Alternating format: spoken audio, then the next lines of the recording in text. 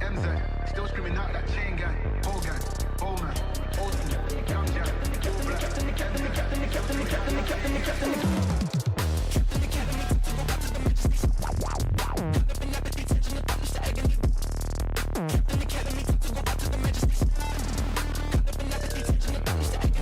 Smoke up, that's in the blend. Free up the guys and dip out the ends. Jump in the ride and burn out the rims. Don't stop, don't watch the boy that I'm in. Block for the yacht for events. Skin kept close, cause you plotting on them with the tits on 10. Back in the back, that's on tap, all ready to go and jump in.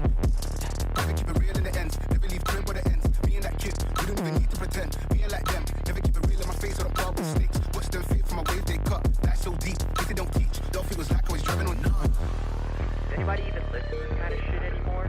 What do you mean? This isn't real music. Hip-hop is dead. Dead. Nobody knows how to make real music anymore. Dead. Dead. Dead. Trapped in the academy, taught to go back to the majesty, silence and fantasy. Caught up in apathy, tension, and thoughtless agony. Trapped in the academy, taught to go back to the majesty. Caught up in apathy, tension, and thoughtless agony. Trapped in the academy, taught to go back to the majesty. Caught up in apathy, tension, and thoughtless agony. Check the duality. Flashback, before you got mad, then you didn't crack that. In and out of dolo when the new man to the boys got on him when he cracked that. Man, I don't act like heads up, yeah, all of that one pack. I could be anywhere feeling alright. Till the game on the head is all mad at, mad at, mad at.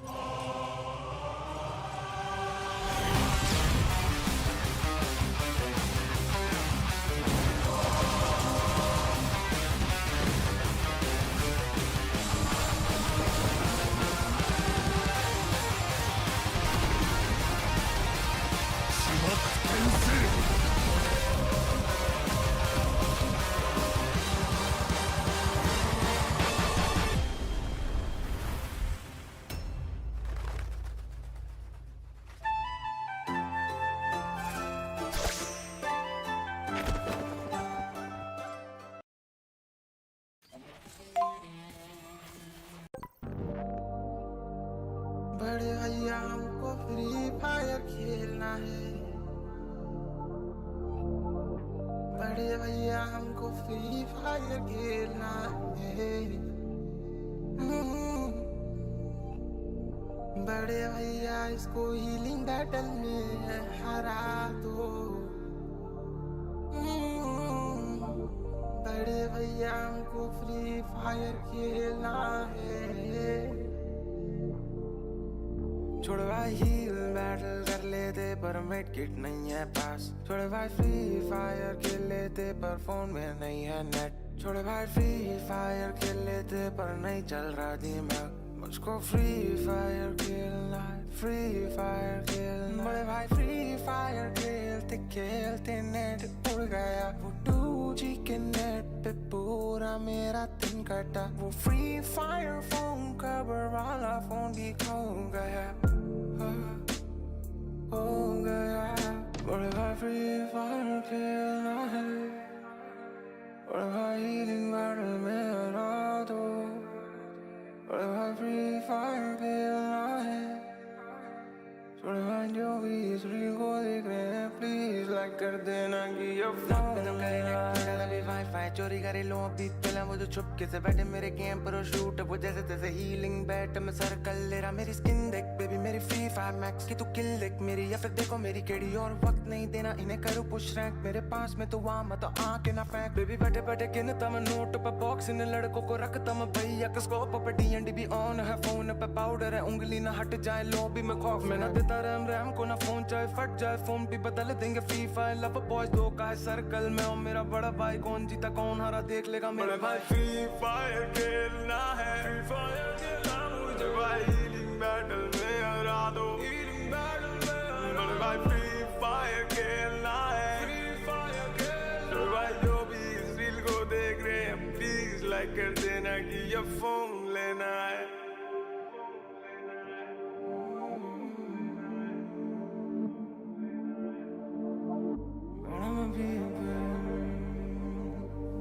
was a big man.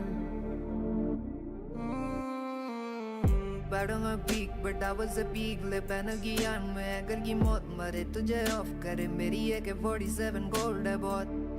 Baton में eagle के circle के बीच में अकेले में घूमूंगा कोई ना खौफ दिखे तुझे ऑफ करे मेरी AK-47 गोल्ड रे को.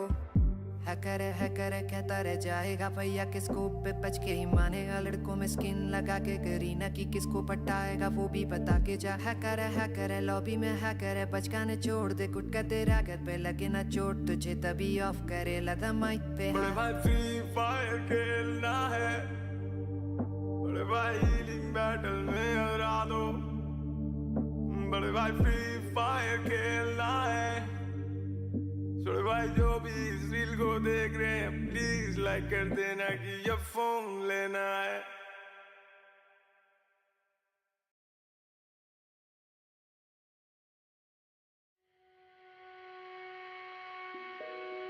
लाइव फ्री फायर गेम की तरह है.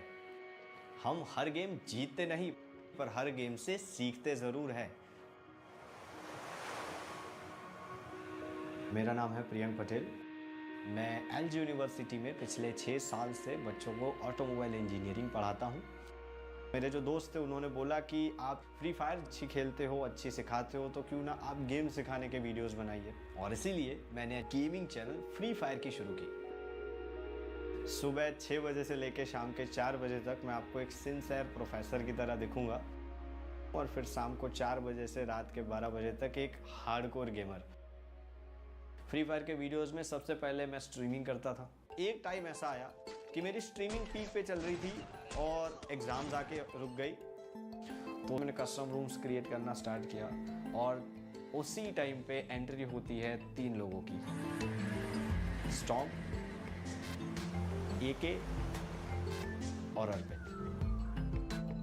तो शुरुआत तो हमने एक दूसरे के ऑपोजिट में खेलने से की थी मगर बाद में पता चला कि साथ में बहुत ज़्यादा अच्छा खेल सकते हैं. जो हम साथ में खेलते थे वो गेम से इतना अच्छा बॉन्डिंग बन गया. सो इट इज़ बेसिकली कि 4 दोस्त आप साथ में बैठे हो, गप्पे लड़ा रहे हो और साथ में गेम भी खेल रहे हो.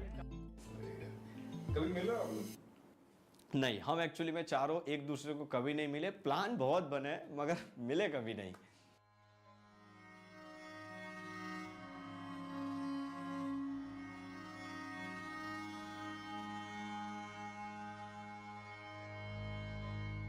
इंजीनियरिंग में एक कॉन्सेप्ट है क्वांटम एंटेंगलमेंट.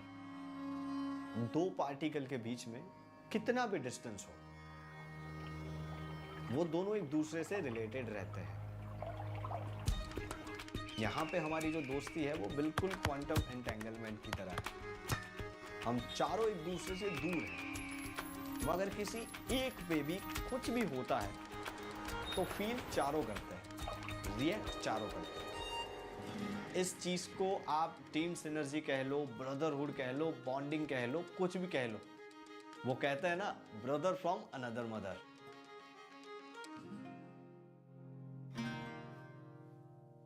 मेरा नाम हर्षित है और मेरा इन गेम नेम पीजी स्टॉर्म है. मैं Guwahati the city of temples में रहता हूँ. स्टॉर्म जो है ना वो एकदम रिवेंज टाइप का कैरेक्टर है, इजीली ट्रिगर्ड पर्सन आप बोल सकते हो. प्रीसर के चैनल पे एक लाइव स्ट्रीम हो रहा था जहाँ पे कस्टम रूम्स होते थे. एक राउंड में प्रीसर ने मेरे को नॉक किया और मैंने एक राउंड में प्रीसर को नॉक किया था.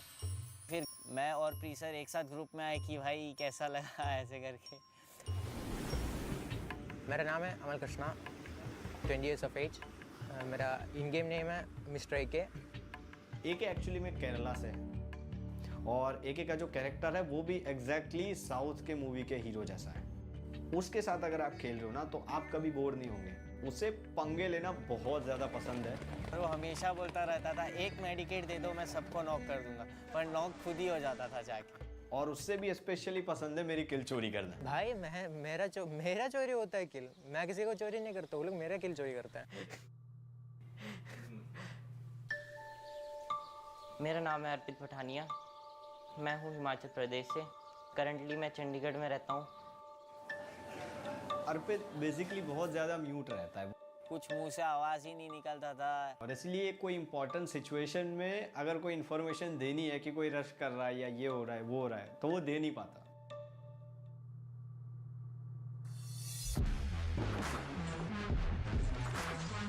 गेम में बेसिकली अर्पित और स्टॉर्म ये दोनों रशर है, क्लोज रेंज फाइट्स के एक्सपर्ट है और वो हमेशा आगे भागते हैं। मैं स्नाइपर हूँ और इन गेम लीडर हूँ, तो मैं सबसे पीछे रहता हूँ। उन दोनों और मेरे बीच में रहता है एके, जो कि एक फ्रैगर है और एक असल्टर है। स्टॉर्म और एके जाते हैं रश करने के लिए, फिर क्या हो जाते हैं दोनों नॉकडाउन। स्टॉर्म तो बोलता रहता था कि भाई तू आगे चल, मैं तेरे पीछे कवर देने के लिए हूँ। और मुझे और अर्पित को जाना पड़ता है रिवाइव करने। नॉर्मली जब कैजुअल मैचेस खेलते हैं तो एक दूसरे की टांग खींचने में से लोग ऊपर नहीं आते। यही लोग प्रोफेशनल मैचेस खेलने जाते हैं, कोई क्रूशियल मैचेस खेल रहे हैं, रैंक पुश कर रहे हैं, तो एक दूसरे के गेम प्ले को इतना ज़्यादा समझते हैं कि बोलना भी नहीं पड़ता है और एक दूसरे को असिस्ट मिल जाता है। धीरे धीरे व्हाट्सएप के नंबर एक्सचेंज हुए, व्हाट्सएप ग्रुप क्रिएट हुआ और फिर हमारा एक टाइम था कि रात को 9 बजे स्ट्रीम स्टार्ट करना है। रूटीन बन गया हमारा कि 9 बजे है तो अपन गेम में आना है, स्क्वाड पे लोग वेट कर रहे हैं। व्हाट्सएप ग्रुप पे मैसेजेस आना स्टार्ट हो जाता था कि भाई आ जाओ। सुबह से लेके शाम तक 9 बजे का वेट करते थे, बिकॉज सभी लोग उसी टाइम पे ऑनलाइन आते थे और उसी टाइम पे खेलते थे। और अगर मैं लेट हो गया हूँ, मैं खाना खा रहा हूँ, तो मेरे को फ़ोन पे फ़ोन आ रहे हैं, सर कहाँ हो, 9 बजे स्ट्रीम स्टार्ट करना है, स्ट्रीम पे आ जाओ। उस टाइम पे बॉन्डिंग ऐसी थी ना कि अगर कोई मुझको बोल जाता है ना तो they R be like sir आप जवाब नहीं दोगे, आप क्यों अपना मुंह खराब करोगे, हम बैठे हैं ना आपकी ओर से। एक टाइम था जब स्ट्रीम पे बिल्कुल वॉचिंग नहीं आ रही थी, बहुत ज़्यादा डीमोटिवेट हो गया था मैं। इन लोगों ने फ़ोन करके बोला कि सर आप लाइव करना शुरू करो, आपको वॉचिंग आ जाएगी। मैंने लाइव स्टार्ट किया, 5-6 की वॉचिंग आ रही है। आई वॉज सरप्राइज कि ऐसे कैसे, मगर फिर मुझे एक दिन बाद पता चलता है कि ये लोग अपने मम्मी पापा के फ़ोन में लाइव स्ट्रीम लगा के बैठे थे। ये लोग एक बैकबोन है, एक रीज़न है कि आज मैं एक चैनल लेके खड़ा हूँ।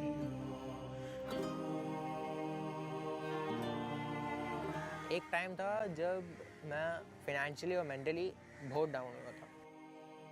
एक के पापा को कोविड हो गया, ज़्यादा ही सिम्टम्स थे, तो वो पूरा प्रेशर में है। स्टॉर्म की एग्ज़ाम्स, पापा का बिजनेस, जितनी भी मतलब रिस्पॉन्सिबिलिटीज़ थी वो उसको कैचअप कर रही है। पढ़ने के लिए मेरे को घर से दूर इधर आना पड़ा, थोड़ा अकेला फील करता था, इंट्रोवर्ट था, इसलिए ज़्यादा दोस्त भी नहीं थे।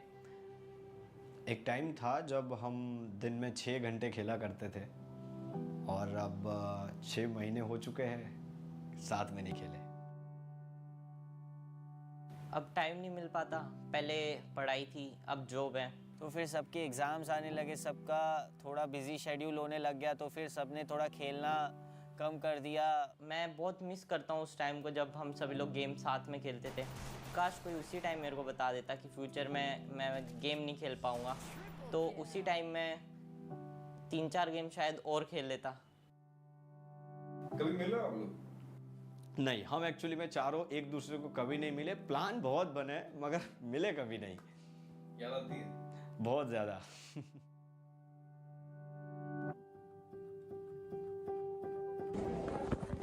Finally guys I am super excited, so I can't believe कि मैं गुवाहाटी जा रहा हूँ। इतना मीटिंग्स कैंसिल हो चुके हैं कि हम लोग हमेशा इसके बारे में बात करते हैं, भाई कब आ रहा है, इधर चलते हैं उधर चलते हैं साथ में।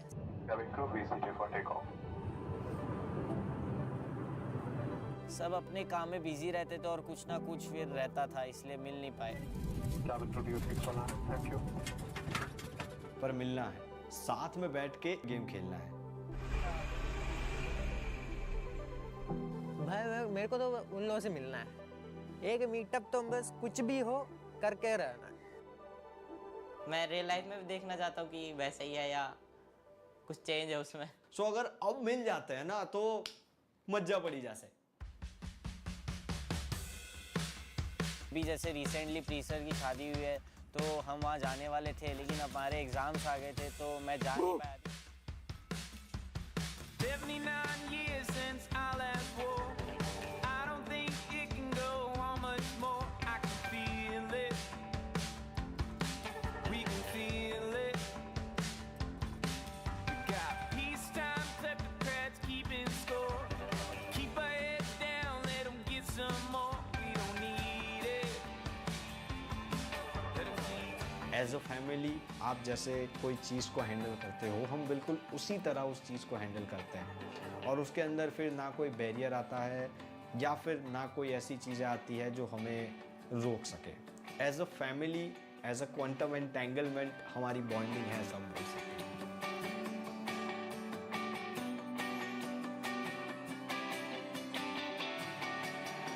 मैं तो हमेशा कहता हूँ, live free fire max game की तरह है। कभी आप जीतोगे, कभी नॉकडाउन भी हो जाओगे, पर हिम्मत मत हारिए, क्योंकि गेम की तरह जिंदगी में भी कोई आएगा, आपको रिवाइव करेगा और एक ना एक दिन आपका बुया हो ही जाएगा। तो फोन उठाओ, अपने दोस्तों से बात करो और Garena free fire max Khelo.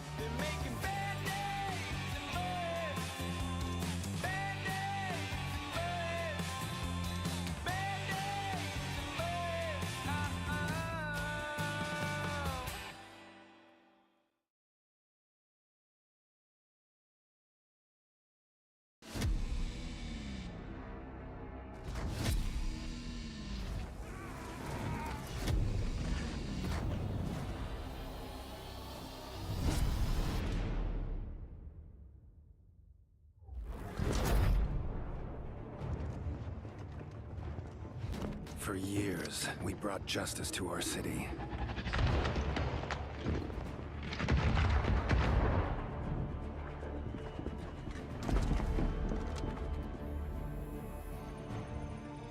We made mistakes, fought amongst ourselves.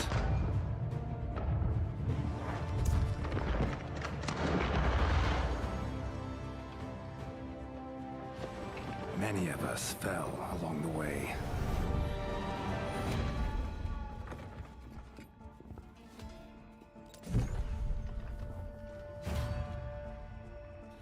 I almost admire your perseverance, Tyson. You and I could have been a great team. You'll never put your hands on my research. This ends today.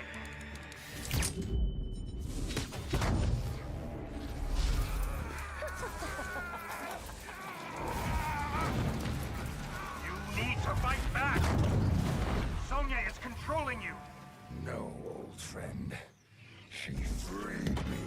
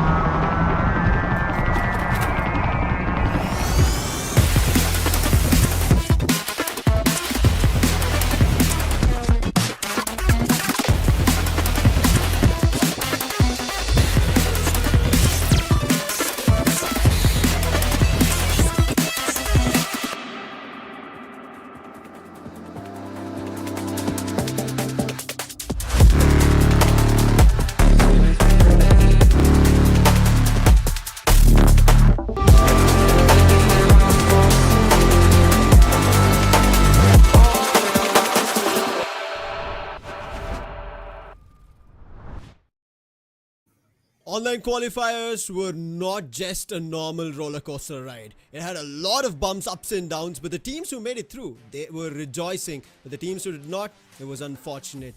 But the teams who did rejoice, it was only for that week. But right now, the stakes have gotten higher for them with the new names that they are in and they are going to be representing. The stakes being the highest for them, this league stage starts today. And if they can put up their best performance, they'll decide to get in the grand finals in the easy way possible. Welcome back to TEZ Free Fire Max India Cup 2025. My name is Lucifer. Joining me on desk is going to be Arka for this fiery start of week 1.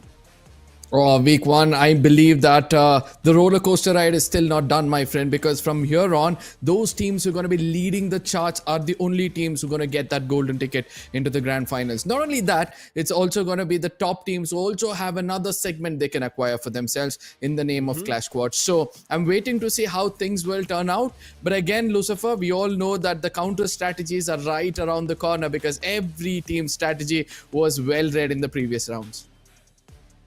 It is going to be very tough as we start things off, because right now, from a lot of so many teams that we had, we are down to the best 18 teams, and now everybody knows how you're going to play. Irrespective that you're under a new banner, they knew how you qualified, and now they know how to take you down. But it is going to be a long ordeal, Arka. 4 weeks for qualification into the grand finals.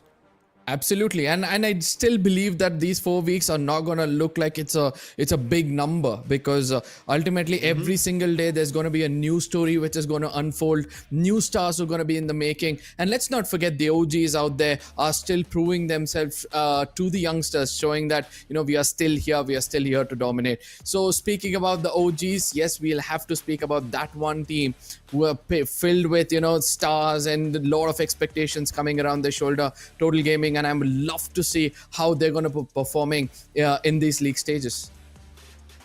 I think a lot of eyes on them, because when we did see the online stages, a couple of the teams that everybody wanted qualifying did not make it through. So a lot of eyes on Total Gaming specifically to make it through. It's not going to be an easy one, but before we jump into the complexity of the storylines of which teams are going to make it how, here's a quick gist of what we had been through. That is the online qualifiers all the way from 26 July to the 3rd August, all the weekends. And now we start things off here in the league stage, which is going to span between the months of August and September, starting today, the Friday, the weekend of 22nd, ending all the way on Sunday of 14th September.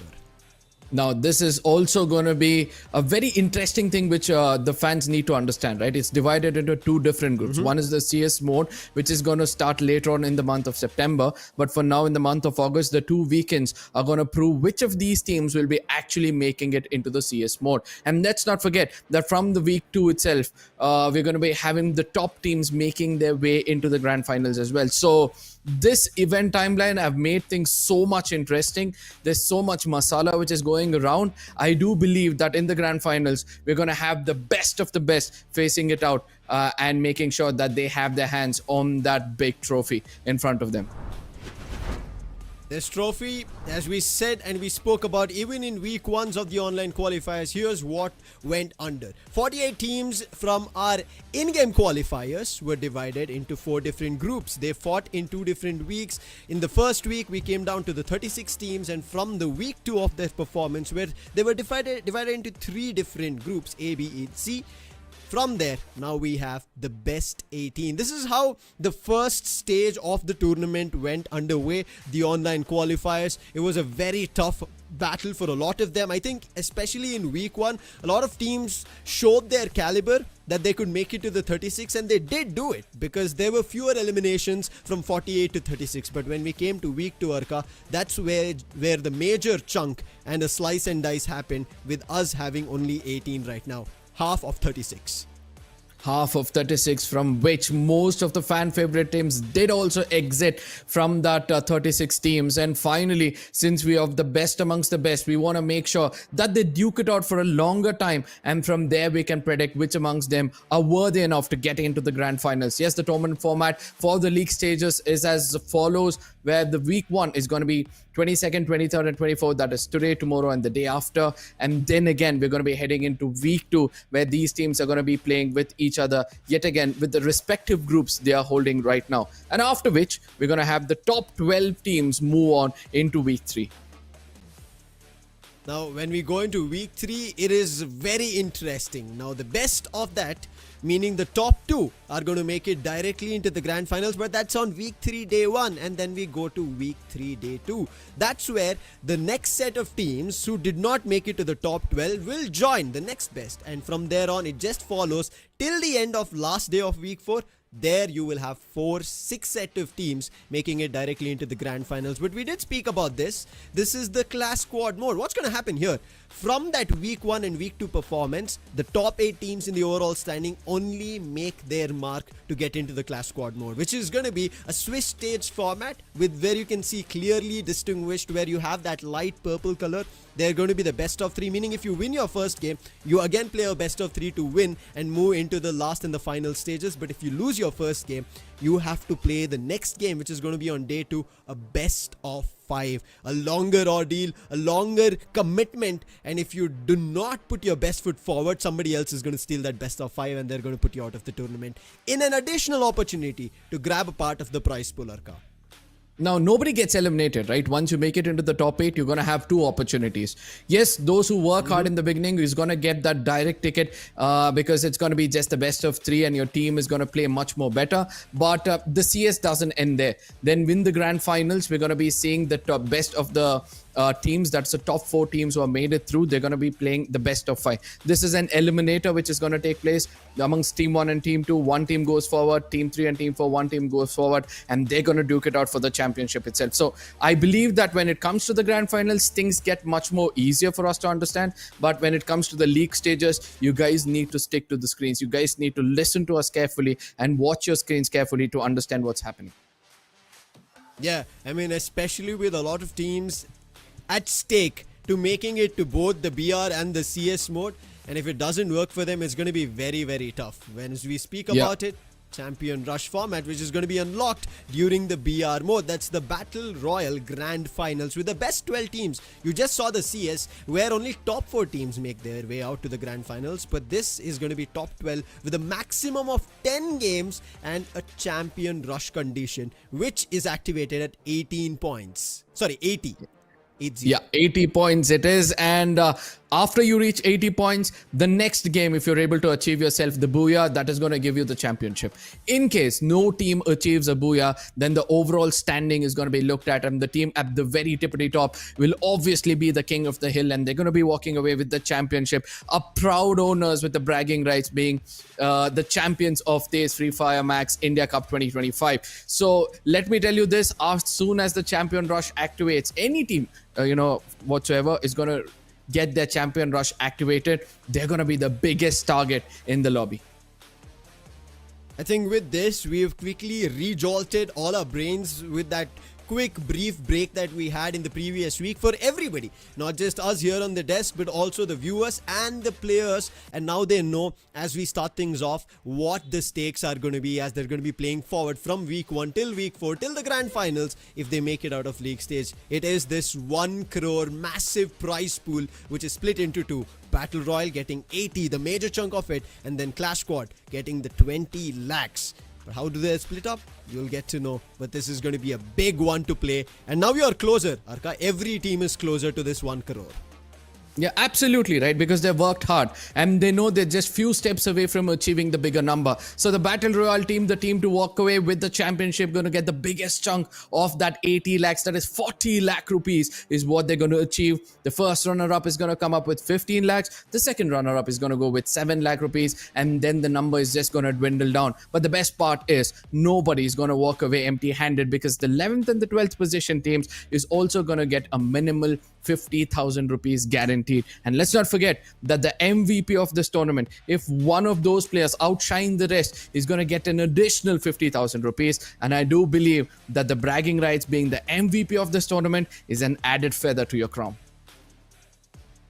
It is going to be a crucial one if you're going to be able to grab the MVP, because the consistency of the MVP player from our online stage till the league stage has not continued. Let's see if that's going to happen as we break down even the class squad mode. Here, it's going to be a tad bit different. It is not the 12 teams getting a part of the prize pool. It is who make it to the top 8, meaning if you qualify to the class squad, you unlock the prize pool as well. So the champion getting the major share of 10 lakhs, followed by the runner-up with 4 lakhs. The second runner-up team is going to get 2 2 lakhs, followed with 4th at 1 lakh 20, 5th at 1 lakh, 6th at 80,000, 7th at 60,000 and 8th place at 40,000. This is the complete breakdown, meaning yes, another opportunity for the teams who make it to the top 12, grabbing a part of that share, as well as this, as we jump to decide how are they going to make it through to both of these.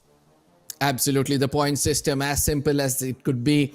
The team to attain the Booyah is going to walk away with 12 points, and then the number starts to dwindle down faster, as from the 2nd position to the 10th position, it's going to just decrease one after another. That's the 2nd position getting 9 points, 3rd getting 8, 4th getting 7, 5th getting 6, and so on until the 11th and the 12th position is going to walk away with nothing whatsoever when it comes to the placement points. But they can still fight it out. They can still rely on the elimination points, because every elimination is going to give them 1 point, but the tiebreaker rule is interesting. The number of Booyahs is going to be calculated. If that also stays equal, the total elimination, if that also stays equal, then it's going to be the last performance what you played in the previous game. But all of it depends also on getting that Booyah is depending on what is the unique active skill you possess, you harness. And this is a unique rule for everybody, every team, every player. Meaning if you're in the playing four, you cannot harness the same active skill that your co-comrade or your player or your teammate has. And that is going to limit your hands on what you kind of play, whether it being the healing opportunity or rushing forward to a fight. And we've seen that a lot of teams, yes, they do have Tatsuya and Oscar, but it also depends on which player they have, the Skylar coming out. All of this will matter. It will also vary how these games play out for every team. And when we talk about the teams, here are the team list and the groups playing here on week 1. Oh, this is going to turn so much interest. And look at Group A. It's going to be filled with a lot of teams, lot of fan favorite teams, starting off all the way from Nightmare. Then we have Genesis, the recently picked up team from a big banner. Then we have Aerobots. And let's not forget, the second half of this group is looking the most promising amongst them all. Total Gaming going head to head with Jaunty Gaming, as well as Godlike Esports.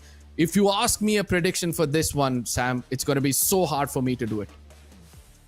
It is very going for Group B. It's Team Hind, NG Silver Eagle, OnePlus God's Reign, Reckoning Esports, Vasista Esports, and Team Insane Esports. It's stacked on both the ends of Group A and B.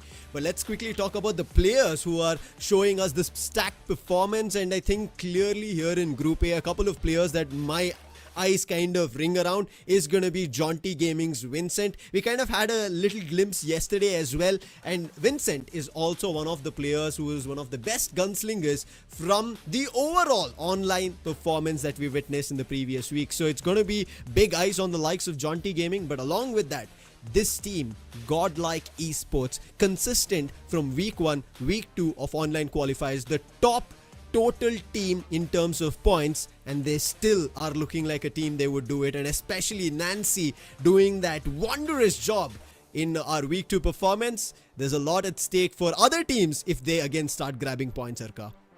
I mean, somebody needs to restrict Godlike. Somebody needs to make sure that they do not get that momentum, because if they do, they can easily replicate what they've done previously. 3 back-to-back Booyahs is what they've got for themselves. Yes, coming up on the other side of the coin, we're able to see that one place, God's Reign, another promising lineup which was recently picked up by one of the big hogs out there.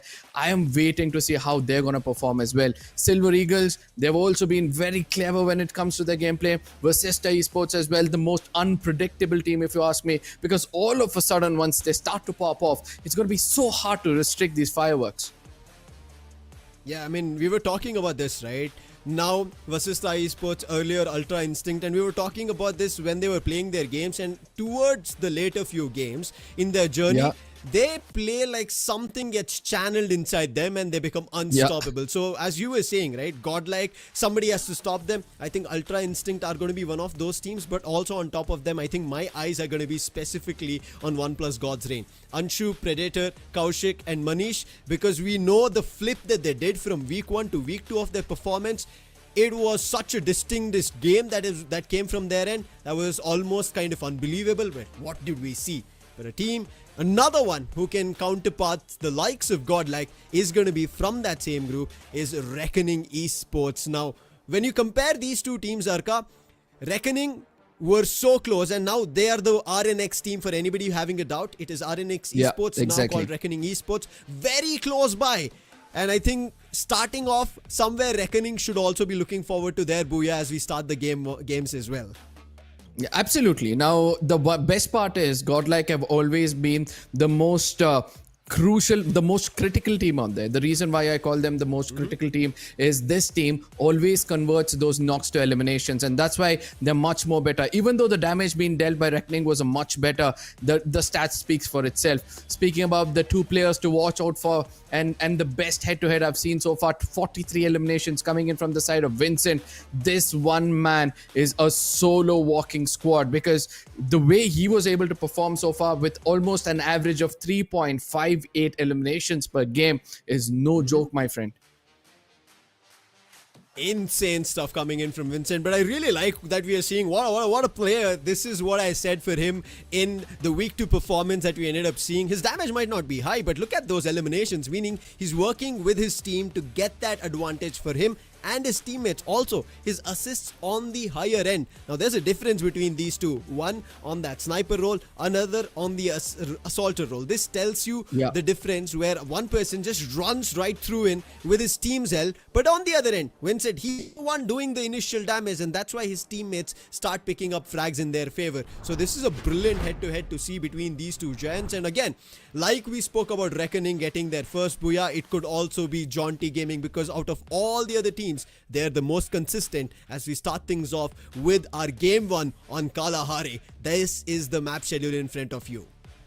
Oh, I was waiting for some default map to begin with, and I'm so happy to see that Kalahari is going to be the first map to be played. Yes, following up closely is going to be Solara, and then you have Purgatory, then you have Nexterra, Bermuda, and we're going to end the day with the Alpine. And I do believe that, every single team has got a reset point. From Kalahari, if things go away, they can rely on Purgatory. If Purgatory is not going their way, they can go back to Bermuda and reset themselves. So I'm liking the way this map schedule is turning out to be. But again, let's not forget that if you're able to crack the newer maps before the other teams do, that is where you're going to get a greater advantage. Not only that, in the Alpines, if you're able to do it properly, I do believe that you can end the day on a very high note.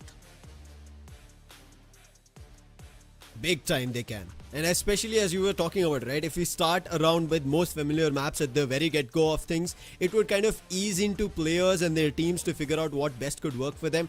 But as you rightfully also said, a counter to a counter of what we kind of try to describe is towards the end also, we have those familiar grounds where players can spread around, start fragging, get their eliminations, and if possible, get those booyahs towards the end of the day, and they could reign on top at the overall standings. It is a tough performance, especially with the groups kind of now changed from week 1, week 2 of online qualifiers and week 1 of league stage that we are starting now. And also, they've been jumbled up with different teams, and they will also be matching up with different groups after every day here in this weekend. So I think this is going to be an even mix in terms of specialities, also understanding other teams' strategies, but who could make the best out of it. One team that I did not yet speak about is going to be Revenant X Spark. They are not in these two groups, and that's the reason we have not yet talked about it. We will again get back into the discussion about them when they make their way through, but the watch out team is going to be, as I think undeniably, it has to start anything here in the FFMIC 2025 Godlike Esports. Oh, Godlike Esports, I just love them. The clinical team, they know when to strike, and once they strike, they make sure that you're going to be decimated. And right behind them is going to be Total Gaming. And the reason why I love Total Gaming is the stat speaks for itself. Look at that, 16,648 damage, more than that of Godlike. They know to take those fights, but it's just that they fall a little bit short when in the conversion of that knocks to elimination. So I'm waiting to see how they're going to adapt this newer strategy in making things come through. But yes, Godlike Esports, their success has always been getting that booyah in the primary stages of this tournament.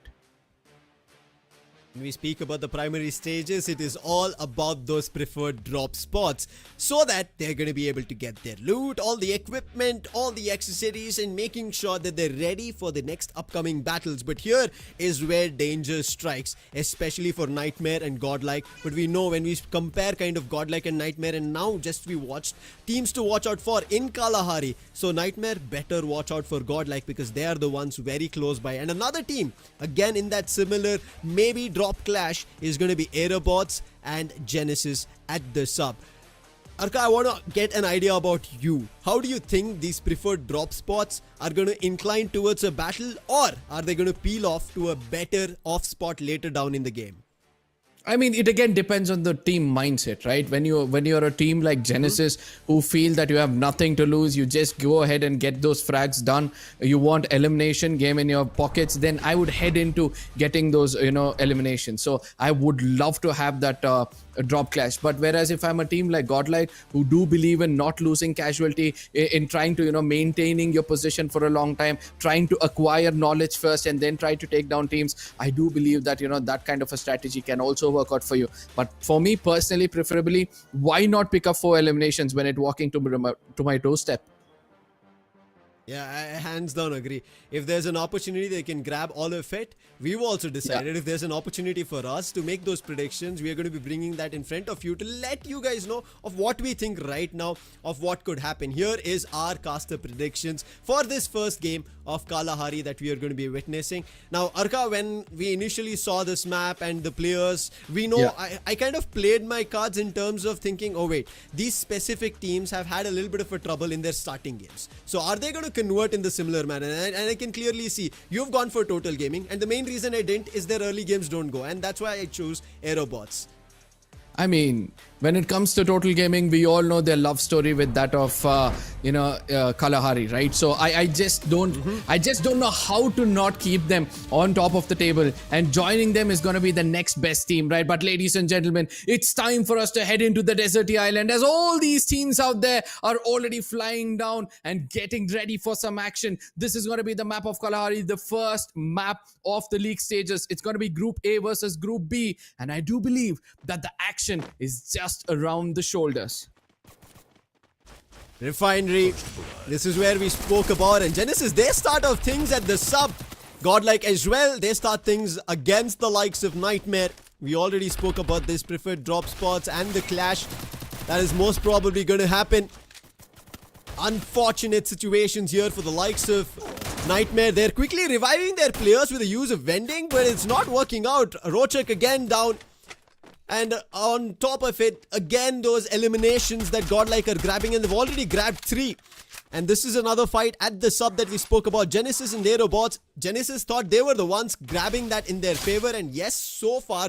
And eventually, Aerobots started converting it. Thankfully, Junior has right now saved the day for quite some time for the likes of Genesis. As expected, we are able to see that the teams with a higher firepower or a stronger firepower are able to land some really good shots. And speak about the Devil, we're able to see that Silver Eagles right now, even they are into a kerfuffle. Lexo has already got 1 elimination in his name. What they were doing is a more clever approach, if you ask me, because once I saw that the teams are having a drop clash, what I'll do is try to get to the nearest vending machine, guard that region, because I know there's an elimination walking towards that place. Now, there's one more team that I did want to speak about when we were looking at the teams to watch out for. That is NG Silver Eagle. Their early games, Arka, hands down, go really good. I think that's something that everybody has to kind of keep an eye out for. Every team, the other 11. Because if NG Silver Eagle start fragging out, they rake up so many points. That's enough for them towards the end of the day. Even if they don't get a booyah, they'll still be looking at their top 4 positions. But right now, as they started making their movement, they did use the Avon. And you can see Yogi did get spotted. And Yogi quickly getting back to his teammates. But their reckoning are deciding to step in. This is Refinery battle again, almost about to brew.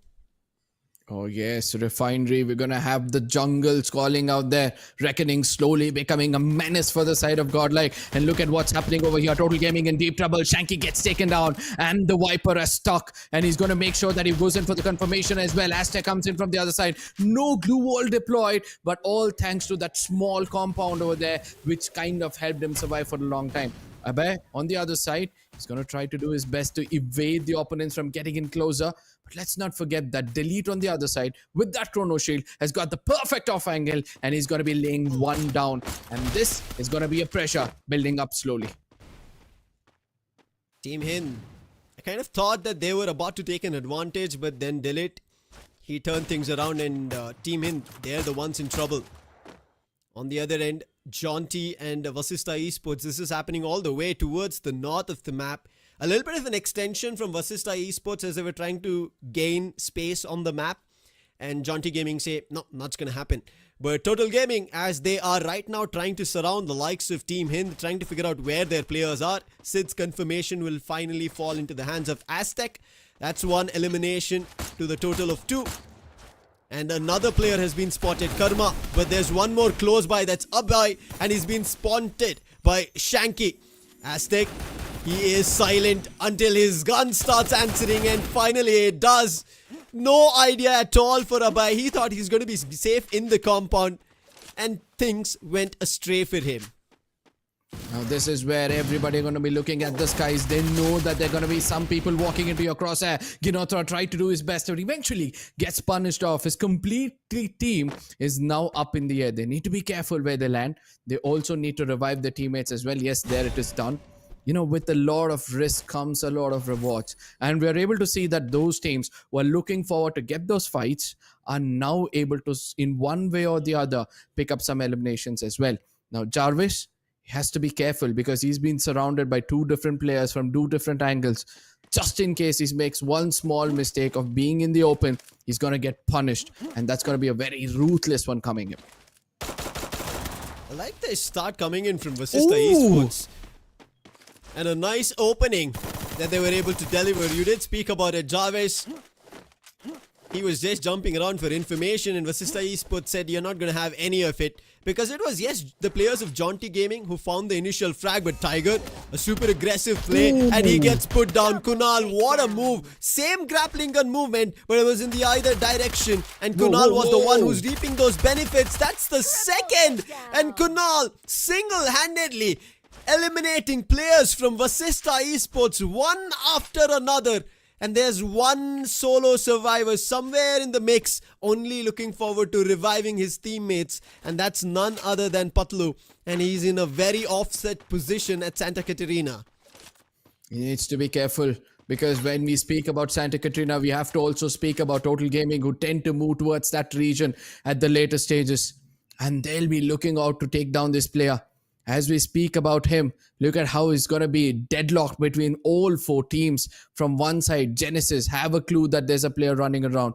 NMR as well. They also know that there's somebody lurking around closely. So the Arvons, as most of these players are using Arvons, we will be able to see binoculars being used. And eventually, as soon as they get to know there's a player nearby, we can expect some action to immediately take place. Another Arvon being used. No information, but as you can see already, Total Gaming, they've used the hit list. And it is on Genesis. Information is being relayed, but it is not being converted to a fight. Team Hind on the other end, after pushing off the players against Total Gaming, they are still using those Arvons to get the information. Reckoning doing the same, and they spot the likes of Genesis. And right now, Genesis in trouble. There was a player knocked, but he was quickly brought back to feet, thankfully, to that compound that they were in. Riptide Rhythm also used, but no opportunities of a conversion yet for Reckoning. It was only the early fight that they were able to dwell with, and they have 3 eliminations in total. And what a start that we have had here, Arka. So far, all the teams almost have taken battles, except for the teams in the extremities, Aerobots, NG Silver Eagle, Insane. Even Insane was in a battle, and that's the reason that Sallu, he is still looking forward to an opportunity to revive his teammates. But Aerobots as well as, NG Silver Eagle. even Aerobots were in a fight with the likes of Genesis, and finally it's only NG Silver Eagles, Arka, who have not even taken a single fight so far, and they're just moving around the map close by to Refinery. They want that momentum, right? They're just being calm, they're being composed, they understand that, it all comes down to the final circle. That is when you can strike. But what's happening over here? Shanky does chase it out in the open. You had no clue that there's a player who's coming so close, and due to which he's got to be punished for a brief period of time. Coming from the other side is going to be a bear. Shanky is going to be down on his knees, hoping that there's going to be a proper backup coming in. Aztec does sing the songs of death. Will be able to put a lot of players down. 8 eliminations strong is what Total Gaming is looking right now. But the best part is they are under the radar, but still they've got the guts to go and knock against an enemy's door. What a fight this was coming in from Total Gaming. It looked like maybe they missed the initial shots, but Shanky was just the informant for them.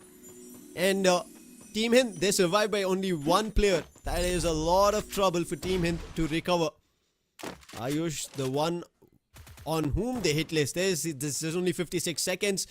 But NG Silver Eagle, they finally make it to Refinery, where Reckoning thought they had a stronghold. Now still trying to find an opening. Whether it's going to be Reckoning, I think it should be Reckoning finding the opening. NG Silver Eagles, they were the ones who came in here later to try to take control of these platforms. And Reckoning have that information. Ronit and Water looking for info. But if this prolongs, it is going to be Vasista Esports who are trying to get closer.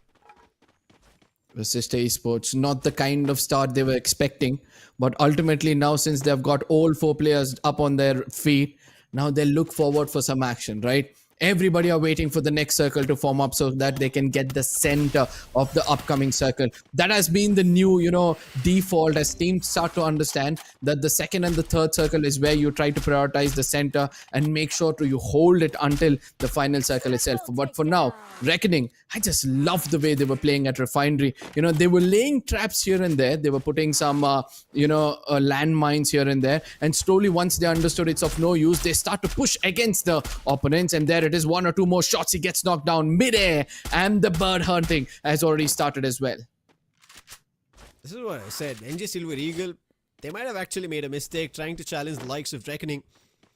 They have a really good control around Refinery. To challenge them, you would have to be a little smart. But with this, Team Hind, the last player could not survive long enough to get all his teammates back up. Jaguar, I guess, was finally found, sought after, and that final elimination puts his team astray here on Kalahari. The first team to be eliminated from the very start matchup of the league stage.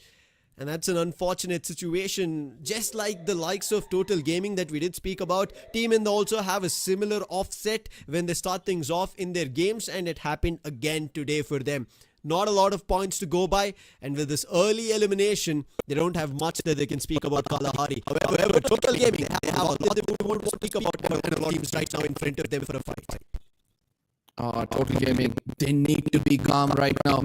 Knowledge is going to be power for all these teams around here.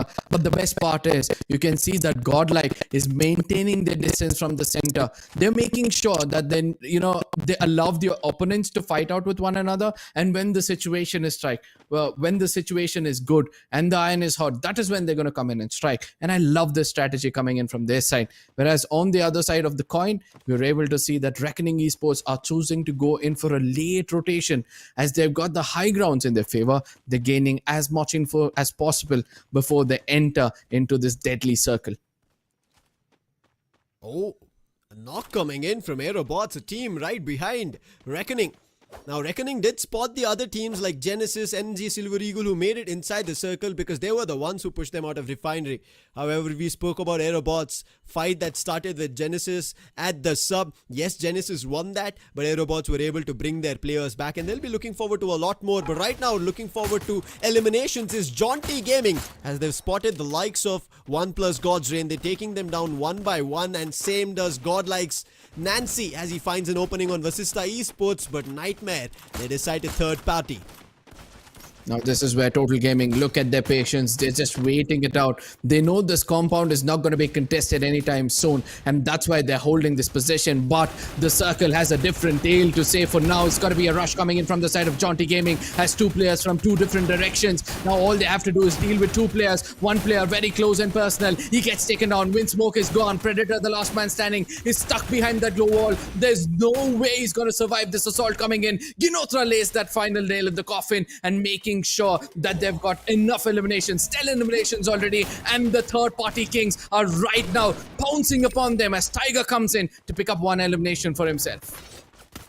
Jaunty Gaming, they have to clear this path as soon as possible. Vasista Esports spotted them, picked a couple of eliminations in their favor. Team Total Gaming, they are also under pressure. The circle is slowly closing in and all teams are coming from the southern front in their direction, and that's big trouble. Kunal, he landed in between the likes of Nightmare and Total Gaming. Reckoning hammering through between NG Silver Eagle as well as Total Gaming. This fight in 3-4 different directions is causing trouble, and the team which is reaping benefits out of it is none other than Aerobots, because if they have complete visual of all the teams, because all of them are right ahead of where they're playing at. Now, look at this. Look at the mini-map and you'll be able to understand that there's one team missing in this kerfuffle, and that's going to be Godlike. Yet again, this team is able to evade all these fights, wait for the last few survivors, and they're going to pounce upon them and eat them up. And that has been their strategy from the beginning. The IGL calls have been perfect so far. So let's see when they're going to come in and make sure that they pick up some frags as well. But for now, looking at Aerobots, it seems like they're in a deadlock because the circle is coming in from behind them. They also need to be careful about the team right above them in the name of Silver Eagles, because once they pounce, they're going to take away a big chunk of your meat. This is such an interesting start to the league stage. So many teams still surviving, firing bullets, and finally, as I was talking about survival, I am the bearer of bad news. Vasista Esports, they are the next team to be eliminated. Team Hind and God's Reign, and this is the third. NG Silver Eagle and Aerobots in the same compound sharing it, and they're not sharing the floors. They just decided to hold it off. And Aerobots know they cannot go up and take an instant fight, and if they do that, there's going to be trouble from the teams ahead of them. And Aerobots are also not in a safe spot as the circle moves away from them. It is going to be a forced fight.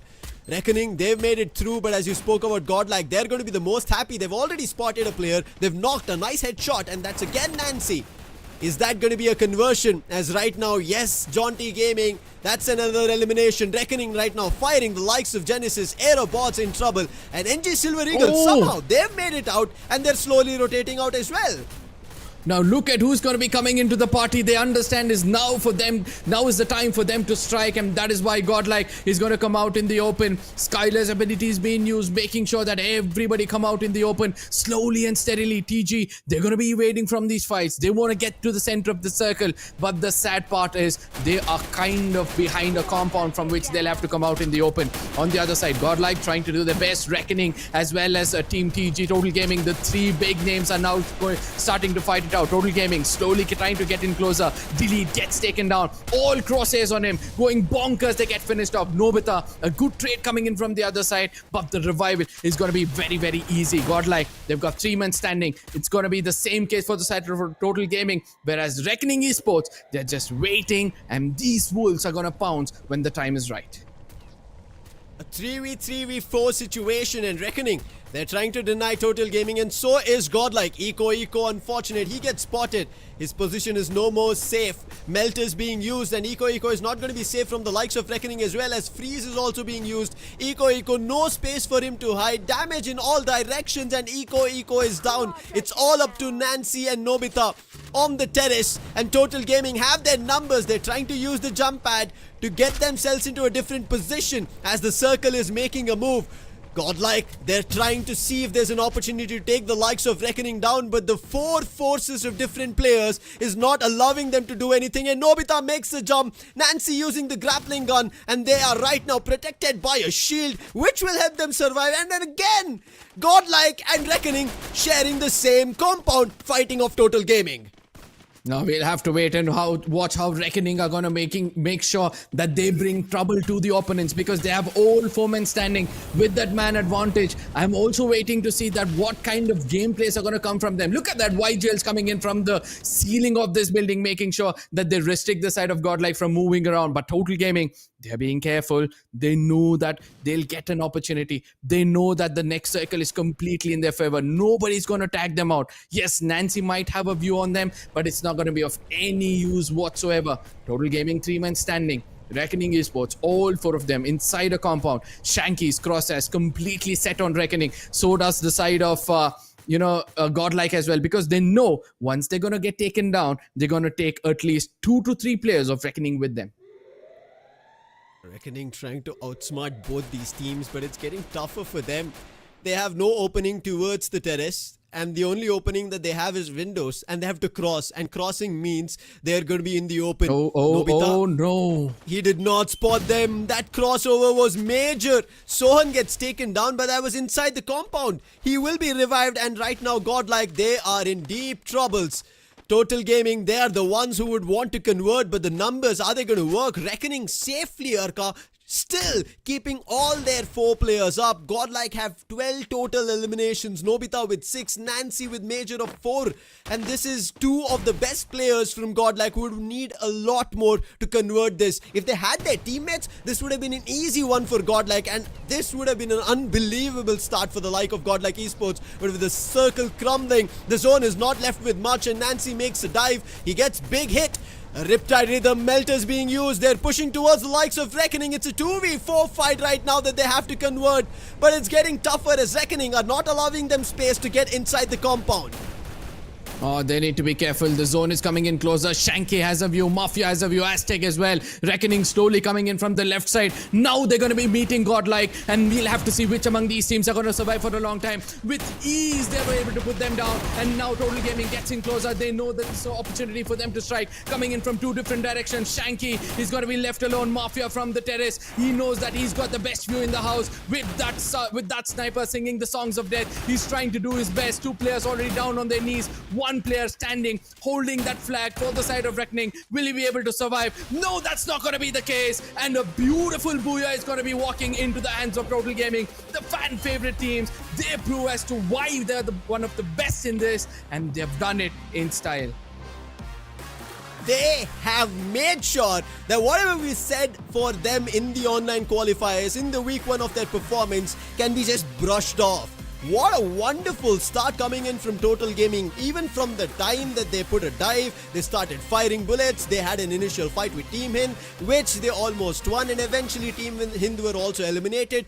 Total Gaming make it to the end circle with only 3 players surviving, making sure that neither Reckoning nor Godlike have any opportunity, and the sleek movement that they had across all the terrains of Kalahari, all the compounds of that final few circles, was a performance to brilliance. This is something that you can just jot down as picture perfect. Imagine the number advantage, the player advantage, and the confidence with which Reckoning even put down Godlike. It should have been Reckoning grabbing this booyah for themselves, but it does not happen. Total Gaming showing their fans that this time it's not going to be an upset to start. It is going to be a celebration for a starter. I mean, from the beginning, the way Total Gaming have been playing this is phenomenal. I've been telling this, Kalahari and Total Gaming, they have a different love story altogether. In the beginning, we saw that Mafia, I do believe, was under the radar, right? He got tagged off, and he had to be careful. But what he did, he stayed away from Santa Catrina, made sure that his 3 players get into Santa Catrina. They start their assault against one of the teams. And after which, what they do is try to stick to the walls, try to stick to the hard compounds, because they know that once the circle starts to shift away, that is where you need to stay in the final moments. Here's one thing, Arka. I was just looking at our predictions. We've each had one prediction right. With me saying that it's going to be Reckoning coming in second, and you speaking about Total Gaming predicting they are going to get the booyah. And what a way for them to play it around. Mafia, he is the man who made the changer. He was waiting above the roof, but I think you have to give major credits to Shanky. He was so up close and personal, and he was the one to deal the last bullet and the last blow as well. With Total Gaming getting a total of 17 big eliminations, 1 point short of that 29 total points, and pushing it to 30 it could have been. But that's a big start for Total Gaming from any of the previous weeks that we've seen. And Reckoning coming in at second with a total of 20, but Godlike also share that spot with total of 20 points, having an extra elimination of 12 compared to the 11 that Reckoning have. I think it's good for us to say that Total Gaming have now broken that curse which they were carrying, because they never started off on a good note. But this time around, since they've already done it, I do believe that they can carry that momentum forward. But yes, Jaunty Gaming, they've also done a pretty good job. They've got 12 points in their pocket, a decent buffer for them for the upcoming maps. Let's not forget that Genesis have also played well, Aerobots, Silver Eagles, but kind of disappointed with Team Hind, because it seems like they were wary of who was coming in closer. They had no idea how to tackle if they were getting in a 4v4 frontal battle. So that is why they walk away empty-handed. Now, one more thing, I think even we spoke about God's Reign. That is a team that I'm kind of worried.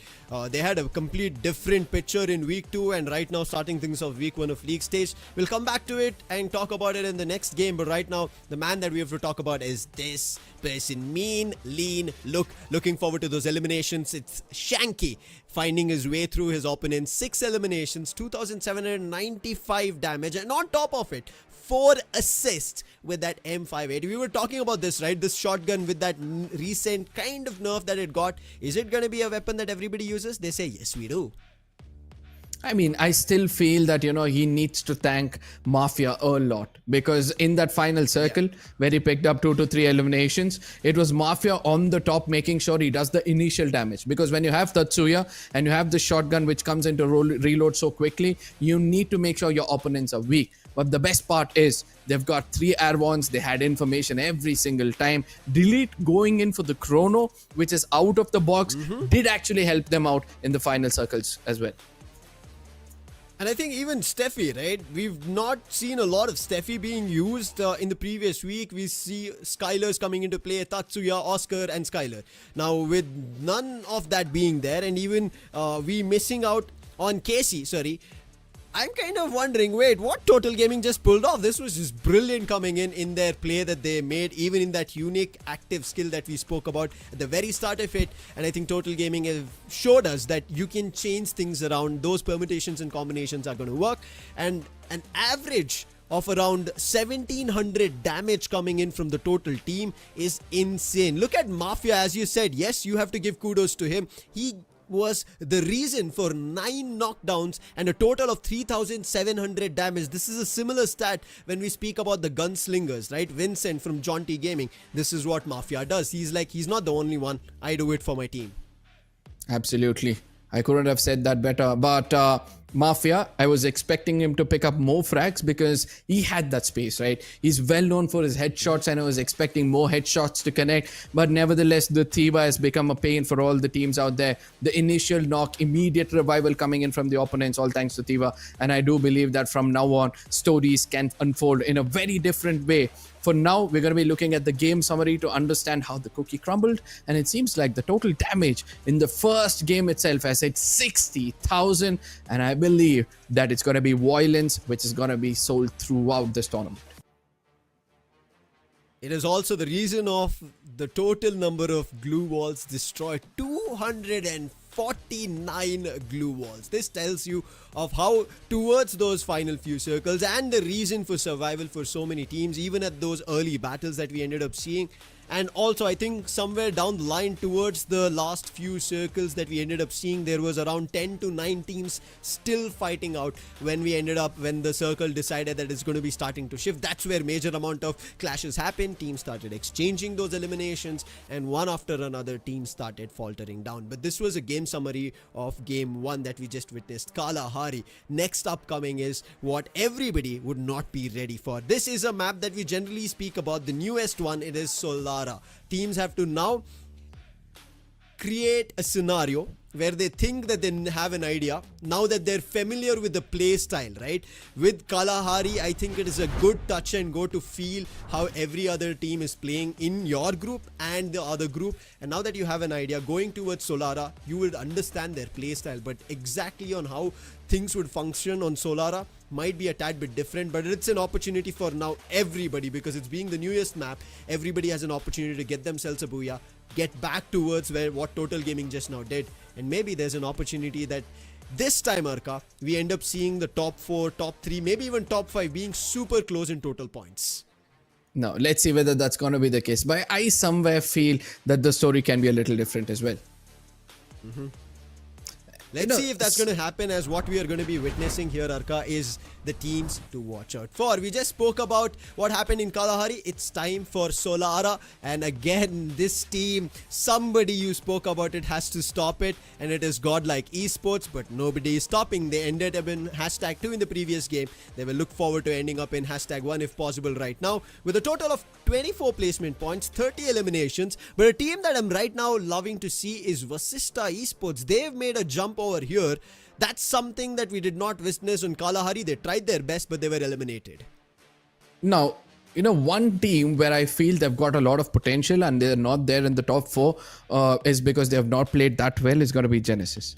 They have not played well in the previous one as well, so I'm expecting them to come in for a bounce back. But yes, Jaunty Gaming, nothing taken away from them. These are the two teams. That's OnePlus God's Reign and Jaunty Gaming are the two teams who have not got Booyah whatsoever, but still are able to maintain the top 4 spot. So they also have, a very good potential when it comes to this game. But let's look at the hot drop spots of these teams to understand that is there any kind of a drop clash?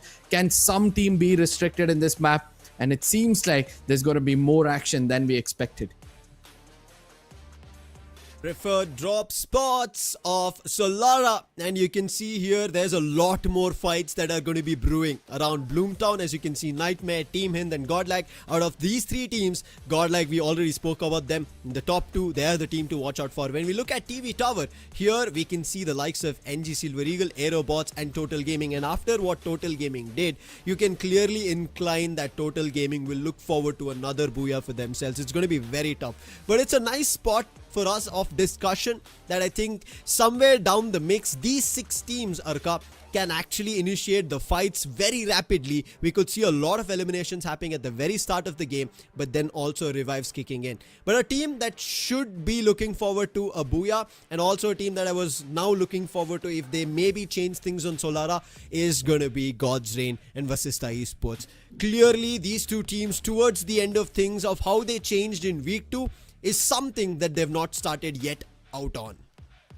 Now, let's see whether that's going to be the case, because since I can see the drop locations are kind of the north and the south, either both of these teams will have to prioritize the circle as quickly as possible, given the fact that the circle is not going to favor them. Or else, in case it goes up north, then Vasista might have a chance. If it goes up south, then God's Reign might have a chance. So, it's either of these two teams who can make it into the top 3. But according to me, since I can see that Genesis, Reckoning, as well as Jaunty, all these teams are kind of in the middle fray of this map, they're going to have a better chance. And let's not forget that Godlike in this map is also the team to watch out for. And they might also again be there in the top 3 to become the most consistent team yet again in the league stages. Yeah, I mean, I was just kind of looking at the previous map stats, the game that we did witness on Solara. Ultra Instinct, the right now Vasista Esports, they were the ones in their previous games in our online qualifiers of week 2, they did convert it. Can they convert it here? Another question. When we go towards Godlike, they've also converted it. It's another opportunity for them. And compared to every other team, Godlike have been more in terms of their booyahs here on Solara in comparison to the other maps. They've also been there as well, but I think Solara has become kind of a ground that they're so much more comfortable in, and this is what we speak about, right? Newer maps, if one of these teams pick up this as a stronghold, it is very tough, Arka, to take the others and an opportunity to get themselves a booyah. Godlike will keep running through, and that's the reason their consistency of #1 in Kalahari, #1 here in Solara. I don't know how much more #1s they already have. There's a lot of eyes on Godlike from the very start of even the online qualifiers here in league stage, and it's looking very tough to take them down. If all their players are running rampant, they're going to get a booyah. It's very tough to break them down.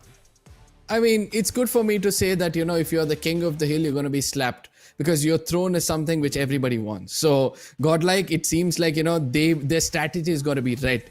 Everybody knows that, this is one of their primary map. They know that they tend to survive until the nth moment. So if somebody is able to damage them in the initial stages, or, when they're trying to prioritize the center of the circle, watch out for their footsteps properly. When given a chance, hit them, make sure that they don't have a chance to heal. That is when the story can be a little bit different. But let's not forget that since there's a lot of drop clashes here and there, I'm not expecting some good teams like the T1 teams or the fan favorite teams to be walking away with a booyah.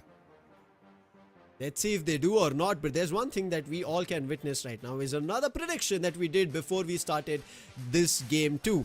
And I predict it is going to be Godlike getting their win on Solara, all backed on the data that they did. But hey, it could change. But Arca going with Genesis. And yes, they've been so very consistent. And I agree with it. The Krusty Sports lineup right now with Genesis should work out for a booyah for themselves. But it could become a little tougher with Godlike in that mix. That is the only reason, Arca. I feel that, Jaunty Gaming previously have shown how to take down Godlike. So Jaunty Gaming knows that, in case there's a final circle fight of 2-3 different teams and there's Godlike in front of them, they're like, what, it's a cakewalk for us. So let's just go and, break them down and make sure that we pick up frags. But whereas on the other side, Genesis, they might be an out of syllabus question because nobody is so far able to understand their strategy. They themselves feel like, they are on the loose end of things. They're like, we are a pack of wolves who are free. We just go hunt down people as a pack of wolves and make sure that we pick up points. And if they continue to stick together in this game, I do believe that they might end up getting a booyah for themselves as well. When you spoke about sticking as a pack, looking forward to those points, one team that always strikes my mind is going to be Aerobots. I think time and time again, they've been doing it. They've been grabbing those elimination points, placement points, booyah for themselves. They've not showed up on a position where they've been targeted, right? They've not been on the highest in terms of eliminations or highest in terms of total points, but they've been raking points now and then. And these are the teams who are the danger teams that you need to watch out for. These teams come in from nowhere, grab those points and make a quick getaway, and you are the other teams who will be left with no points to grab and your qualification somewhere dicey. But hey, here's the thing, right? Week 1 and week 2, they're not your instant qualification. Week 3 is where your qualification starts. Your intention is going to be qualifying to the CS mode as well as staying in the top 12 so that week 3 gives you an access that you can run directly into the grand finals. Will that happen? Will these teams have an opportunity? Now, okay, we did have these 6 teams that we almost spoke about, some intertwining between us, Arka. I want to ask you if there's any other team out of those that we did mention in the caster prediction that could have an opportunity here in Solara. I mean, before we step there, my second prediction was Team Insane. Because it's Vintage. It was previously known as Vintage. And this is also one of those teams where not many teams have info about them. Because they've been very, very, sneaky when it comes to their gameplay. They understand when to strike. They also know that, only when given a chance, they'll take those risk factors, or else they try to get that average every single time. So I somewhere feel that, these are the teams who might do really good in Solara, because the initial stage of any tournament or any the initial matches of any stage in this tournament have always been the T1 teams taking those risk factors. Let it be Total, let it be Godlike, let it be Genesis, let it be OnePlus God's Reign. They always tend to go and become a bit aggressive. So I'm planning to see few teams who do not get into those fray, who kind of hold on to their horses, wait it out, wait for allow others to fight it out, and when the time is right, that is when they come into strike and achieve themselves a booyah. I think one more team that I would kind of want to bring about in this discussion, which we did not see in either of our caster predictions, is going to be the Reckoning Esports squad. Now that team, we've seen them also. Now I was just looking back at the data that we did have in the top teams performance, right? RNX, now Reckoning Esports, they are at those tippity tops. Now previous game did not work out for them, even though the numbers were in their favor. Now that's something that we know about these teams, that they will be thinking in the back of their mind that, hey, that was our opportunity. We should have gotten there. Booyah. We messed up there. It's time for us to now correct those issues and retune of whatever is needed in Solara. I think that hunger might somewhere in the mix of things give an opportunity for Reckoning Esports to grab a booyah here in Solara. That might be a very interesting aspect. If they do it, it could become a problem for Godlike Esports, and what the aspect of we spoke about stopping them did happen in map 1 can happen here in map 2 game 2, and if that happens, teams will get a complete idea of what they could do against the likes of Godlikes, and entire day would change, Arka.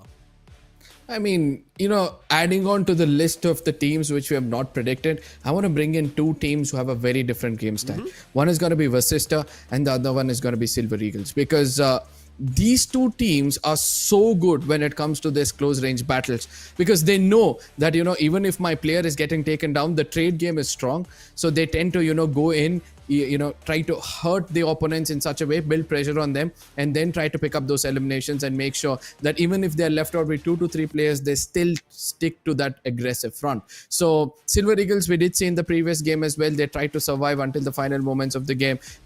Sadly, the circle didn't favor them, and when they were trying to make it through, they get taken down. Whereas Vasista Esports, we have been speaking about them. They stay silent throughout the tournament, and all of a sudden, 1 or 2 games, the kind of comeback they do, it's going to be phenomenal. They can't push their luck so much in this league stages as well. So somewhere I feel that they would have come to their senses after that loss in the first game, and they look forward to have a decent start at least in game number 2.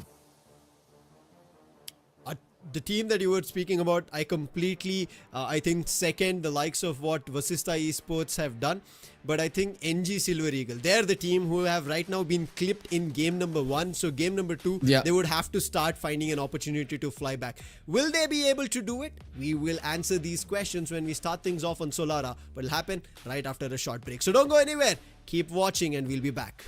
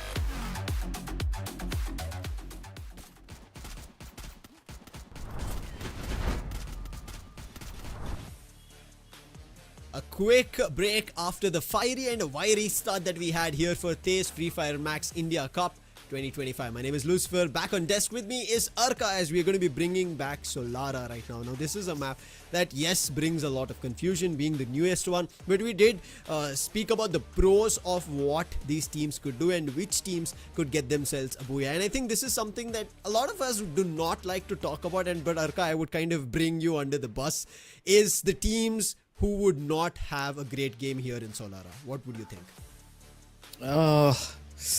That's a very hard question, to be frank, because there are a few teams who have already got momentum. We saw Total Gaming. They would want to replicate what they've done. Godlike, they were almost in the cusps of it and then they lost it. So they're like, you know what, this time I'm going to grab that booyah. I'm not going to let it go.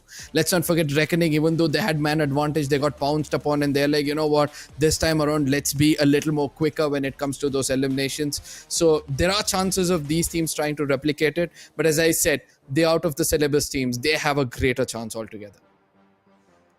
I have a pick. That's the reason I asked this, is Nightmare Esports and Team Hind. The only reason is I just back things on data. I think a team who has kind of thrown us around in terms of our data sheets is going to be Total Gaming, right?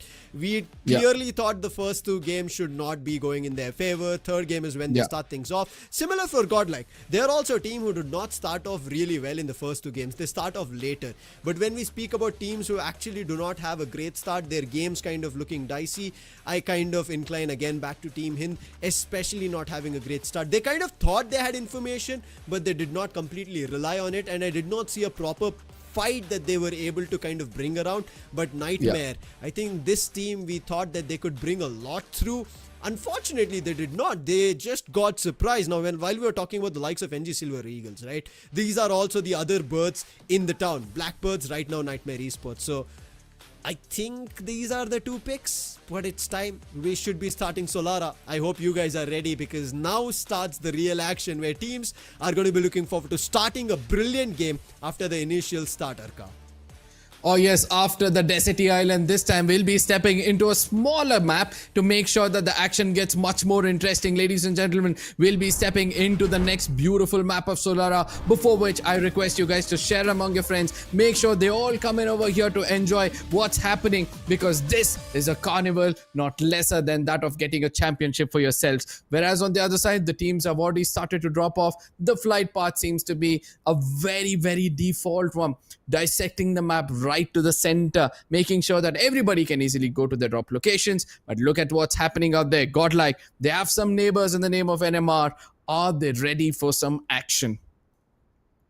A quick change here that's happened.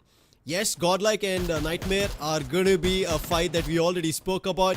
Clearly, Godlike should have an upper hand. Rochak again, the first one. And there is not even a little bit of a situation where they're kind of thinking, oh no, let's take a fight next. It is not happening. This is not Godlike that they think that, okay, we'll take this fight later, we'll push it further. They've already grabbed two. And that's problem for the likes of Nightmare Esports at the very start of Solara as well. And if this prolongs, it is just going to keep cascading. And we have another confirmation. That's going to be urgent. And one last player survives from Nightmare Esports, and it is going to be Radhe Thakur. And if he is going to be spotted out, he is going to be in big, deep troubles, as Nightmare is going to be the first team to be out. Aerobots, even they have started to, think straight. All of a sudden, they're able to not only pick up eliminations, but not get into any kind of trade game. They see one of the players slowly trying to get away from this position. It's going to be one of the players from Silver Eagle.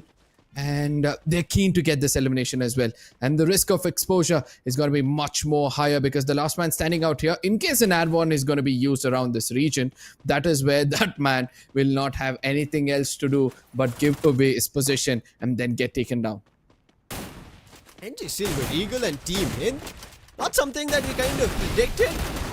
But Aerobots spot that happening and they're like, hey, I think those were our eliminations. How are you guys fighting amongst yourself? And a quick answer on Ayush, putting him down for the one elimination he was able to grab on Team Hind. And unfortunately for both the players individually from Hind and NG Silver Eagle, somehow they got separated from their teammates. They will revive them. They will be back into the battle. But those are free eliminations gifted to the likes of Aerobots. Jaunty Gaming, however, this time they've not had a fiery start. We even spoke about their drop. It was a little far away, but after getting all their loot and ready, now it looks like their equipment is ready for firing bullets. And there is the opening. That's Ginotra on Anshu. But he'll be quickly revived. But the timeline for God's Rain to answer back is very, very short as the players have surrounded them.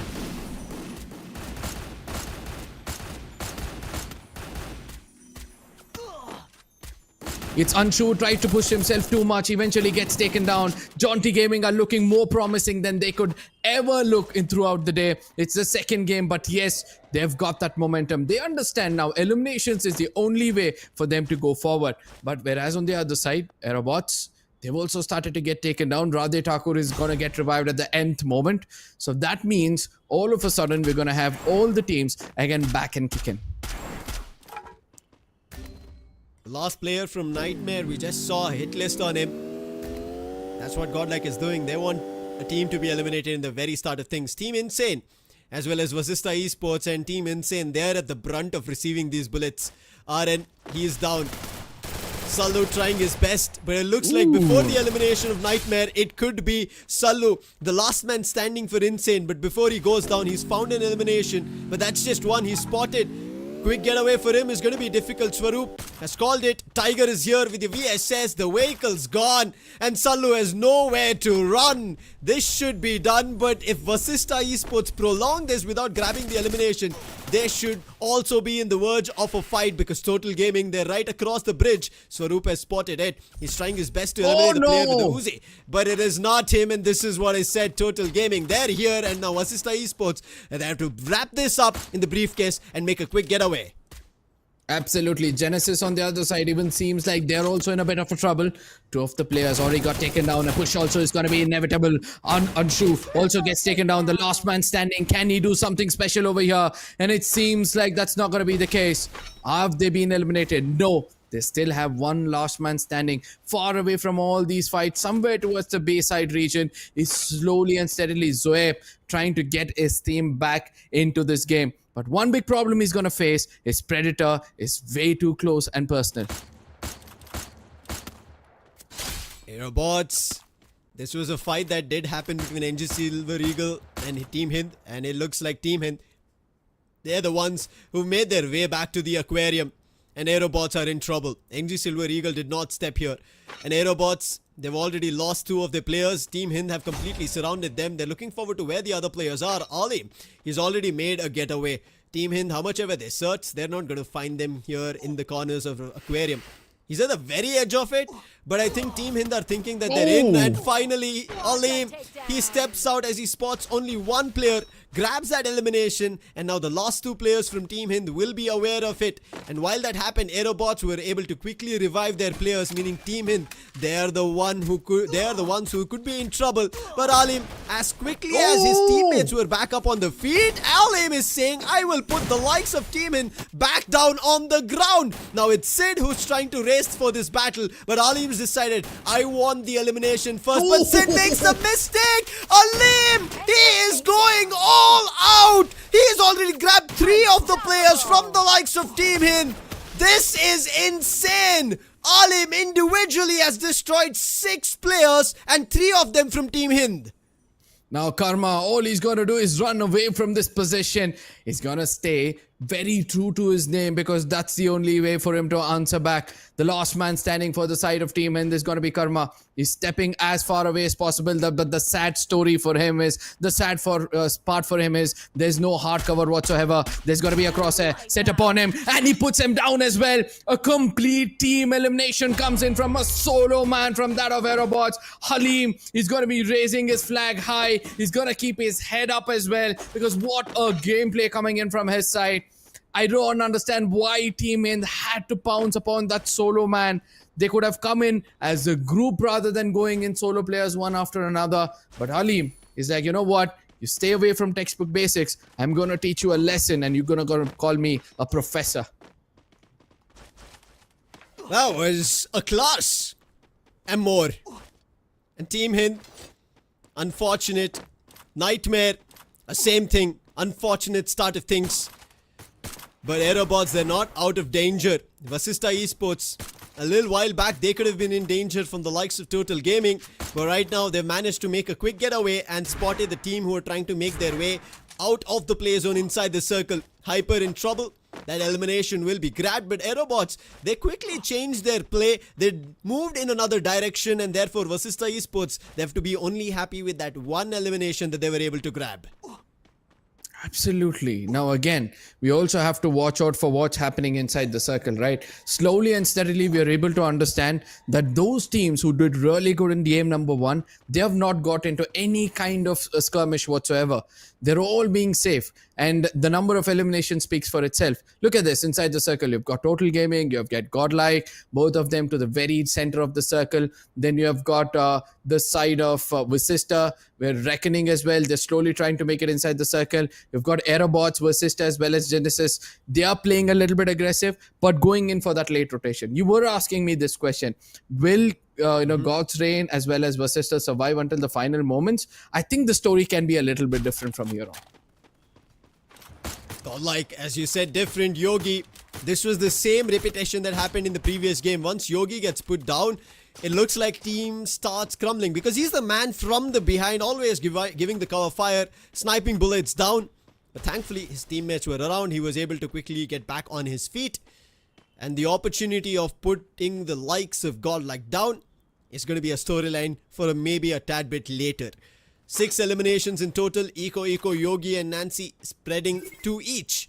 Total Gaming, they were the ones who were able to land that bullet, find that knock on Yogi, and Godlike now know who their opponents are right in front. But if they dwindle around that position for a long time, Aerobots, another team who just played brilliantly here on Solara, might be right behind their backs, and this could be an opening for them. But Aerobots, their danger is not done. Right behind them, even though they've made it in, Vasista Esports are back behind them, looking forward to those eliminations. So this is becoming like the hunter is becoming the hunted, and back and forth when you look at when you look at it from the various different teams' perspectives, Arka. Yeah, couldn't have said that better. But Lucifer, the next circle is going to make things so much more interesting. Many of these teams think that the circle is going to go down south, and they're all trying to make those hard compounds in this region their home. But what if the circle has a different tale to say? And I don't think so, that the teams know better than anybody else, and that's why Godlike is going to be the epicenter of this circle. Total Gaming will have to guard the corners. Genesis slowly trying to make their way inside the circle, and we all know that Jonty previously was fighting against them. So information is going to be relayed that Genesis is now coming in. Jonty is going to make sure they're going to be on their feet every single time they see a player. But let's not forget that the late rotators like Vasista, let it be OP, let it be Aerobots, all these teams will now have to prioritize the center, which is being held strong by the side of Godlike. Godlike, dead center. But are they dead to right to find the eliminations? It is going to be tough. But as we are talking about tough situations, Reckoning are in one. NG Silver Eagle, they know there's been a ruckus around. Their players have heard it. One on the roof, one on the ground. Not an ideal position to be in, but thankful that they are in a little bit of a different terrain, the height, in the verticality. So the fight is going to be amongst them. And another fight that was brewing, Total Gaming, the team that just got themselves an opening booyah here in the league stage, and using those similar active skills that we previously saw. The chrono again, I was a little confused even in the start. I thought maybe that was a vending chrono, but it was not. Alright, as of now, back again for not a great start here for Total Gaming, but I think this was a similar thing that we witnessed, Arka. They grabbed, I think, 2-3 eliminations at the start of the previous map, and in that game they were able to close a booyah, and here also they've gotten 2. Will they be able to find towards the future circles? Because right as now, even when you spoke about the teams predicting the circle in the position of where it will move, they predicted it right. And therefore Total Gaming are right inside it. But they're also not in an easy position because all the 4 players are stuck in one single trailer. Now, somewhere I feel that Godlike might be making a mistake staying out so much in the open. Because I'm able to see that there are several teams coming in from different directions. It's not like, your backs are clear and then you look forward to take a fight on one side. But if one of the player gets taken down and they see that nobody is around, or rather if a binocular is being used and they understand that there's a huge split between these teams, they're going to get pounced upon, especially from those teams who are lately taking their time to get inside the circle. But for now, we're able to see that Genesis, Jaunty and Total Gaming, 3 of these teams have got their back against each other. And slowly and steadily, the circle is just going to betray everybody. I was speaking about the binoculars, and that's going to be used. And now everybody knows there's one team inside of this circle. And all 4 players are together in the name of Godlike. And anybody can rush in against them. This is the best and the worst case scenario. You have the circle, but everybody knows you're in this circle. And that's not going to be an easy position to grab a booyah out of. But thankful that they have a rest of 8 teams that they have to now wait for before they make it into the circle. And Aerobots and Vasista, this should have happened a little while back, but it's happening now. And Vasista, they're on top of it. Sham, he's away from his teammates, now trying to see if there's an opportunity of a jump pad. He does make a quick getaway. He's closer inside the circle, but he's not out of danger. And same happening for the likes of NG Silver Eagle. Reckoning, they've spotted them, and a fight in those muscles are right now happening. But who's going to come on top of it? It is a 4v4, and a starting opener has been dealt from the likes of NG Silver Eagle.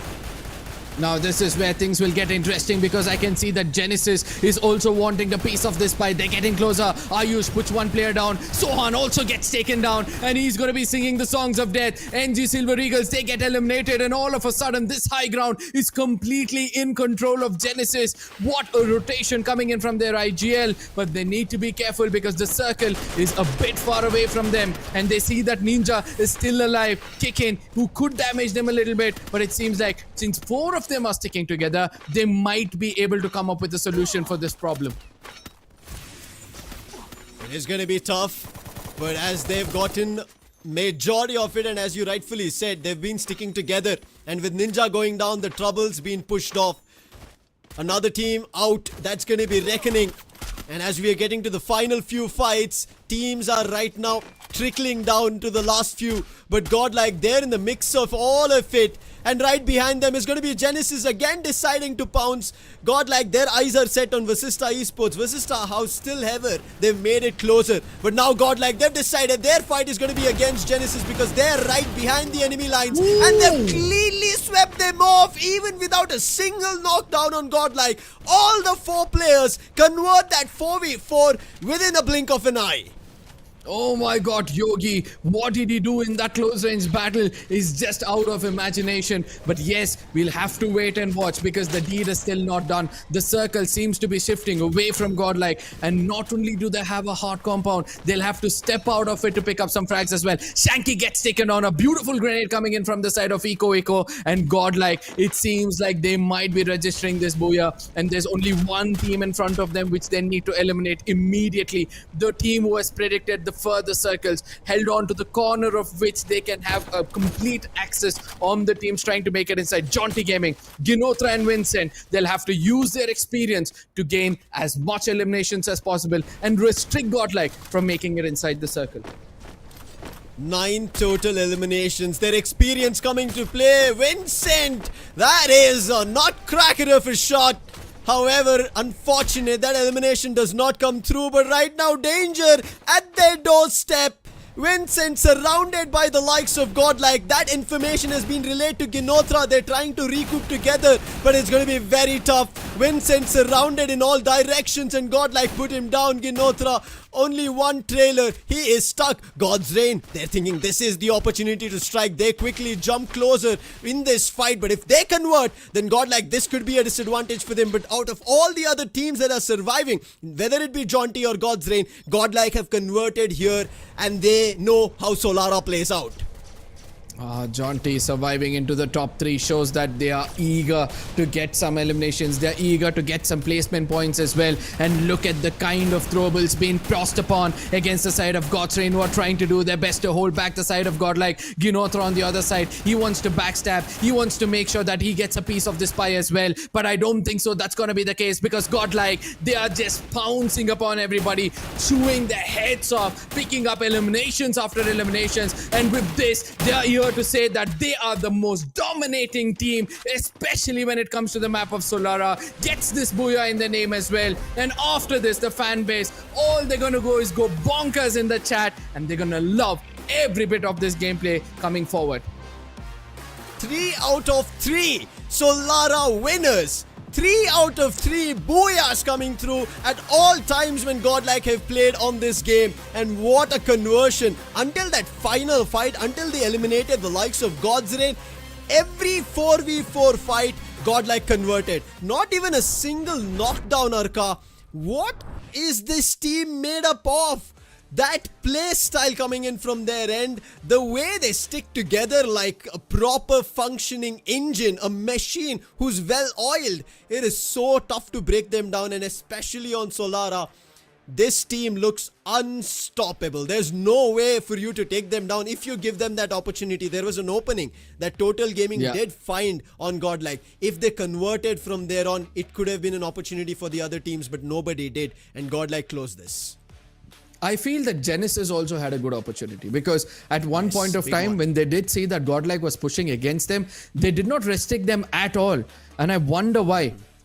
They could have used glue wall melters against the opponents. They could have, put up some grenades. They could have used so many good, utilities when they were getting that push. But eventually Genesis understood that they were low on HP. They already had finished a fight, but they could have evaded from that fight, stayed away from the compounds as well. But since they were stuck in one corner, Godlike was that, you know what? Once we put our hands on something, we are bound to grab it completely and make it ours. Look at this final shot, final fight that we witnessed. Yogi, this is the reason this man is a slicing and dicing machine. Look at those shots. After finding those 2 openings, using the Trogan launcher, sending it all across, getting closer, his teammates pushing, using the Cassie.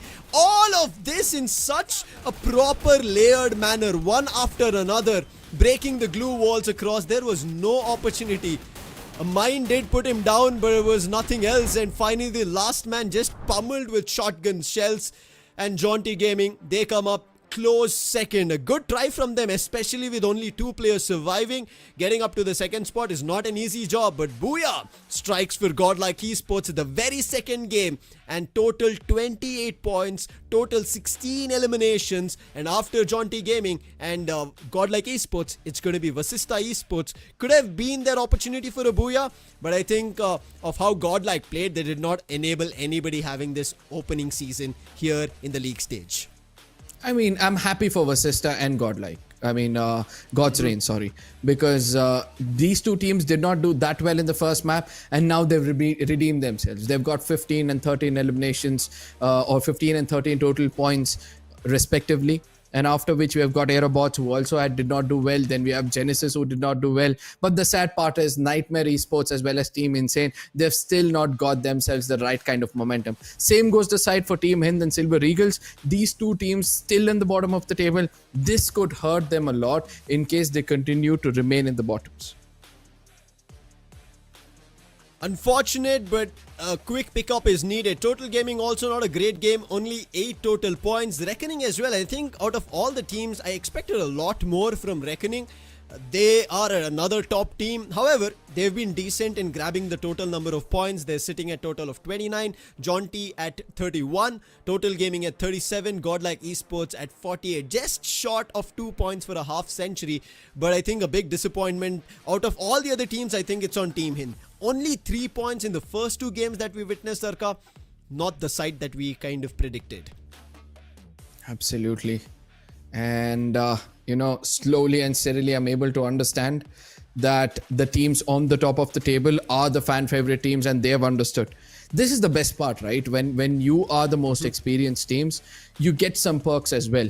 That is, you learn the lobby better, you study the lobby better, you try to adapt to the newer meta better in comparison to the others, because you have got so much experience, and that's clearly visible. Look at that. Godlike, Total Gaming, Jaunty, Reckoning, Aerobots, Genesis, these are the teams who have got such a big fan following, and they're living up to the expectations of their fans.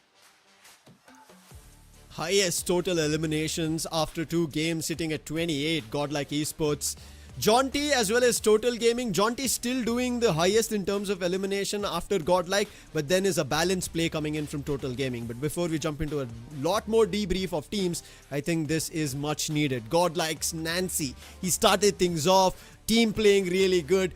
Then just starts firing bullets and starts grabbing those eliminations. Total of 5 for his team, 1800 damage, and Tatsuya played to perfection with the 2 assists that he has. And hey, I think this man already kind of made sure that we have fewer words to describe him when he made that insane clutch previously, and now with the team, brilliant. I mean, you know, what I love the most about this team is how they're formed, and they're in sync with one another. Look at that. Skylar there, Casey there, Tatsuya as well as Oscar, right? We know that Tatsuya and Oscar is going to be a beautiful combination. Somebody puts up a glue wall, allow Oscar to go in, Nobita knows how to dodge bullets, he's going to dash in. Then as soon as the glue walls are eliminated, then Tatsuya comes in. Nancy's like, you know what, thanks for the opening. He goes in to eliminate everybody else. In case either of these two gets taken down, you get Casey coming in from backlines. He's got a Thiva for the immediate revival.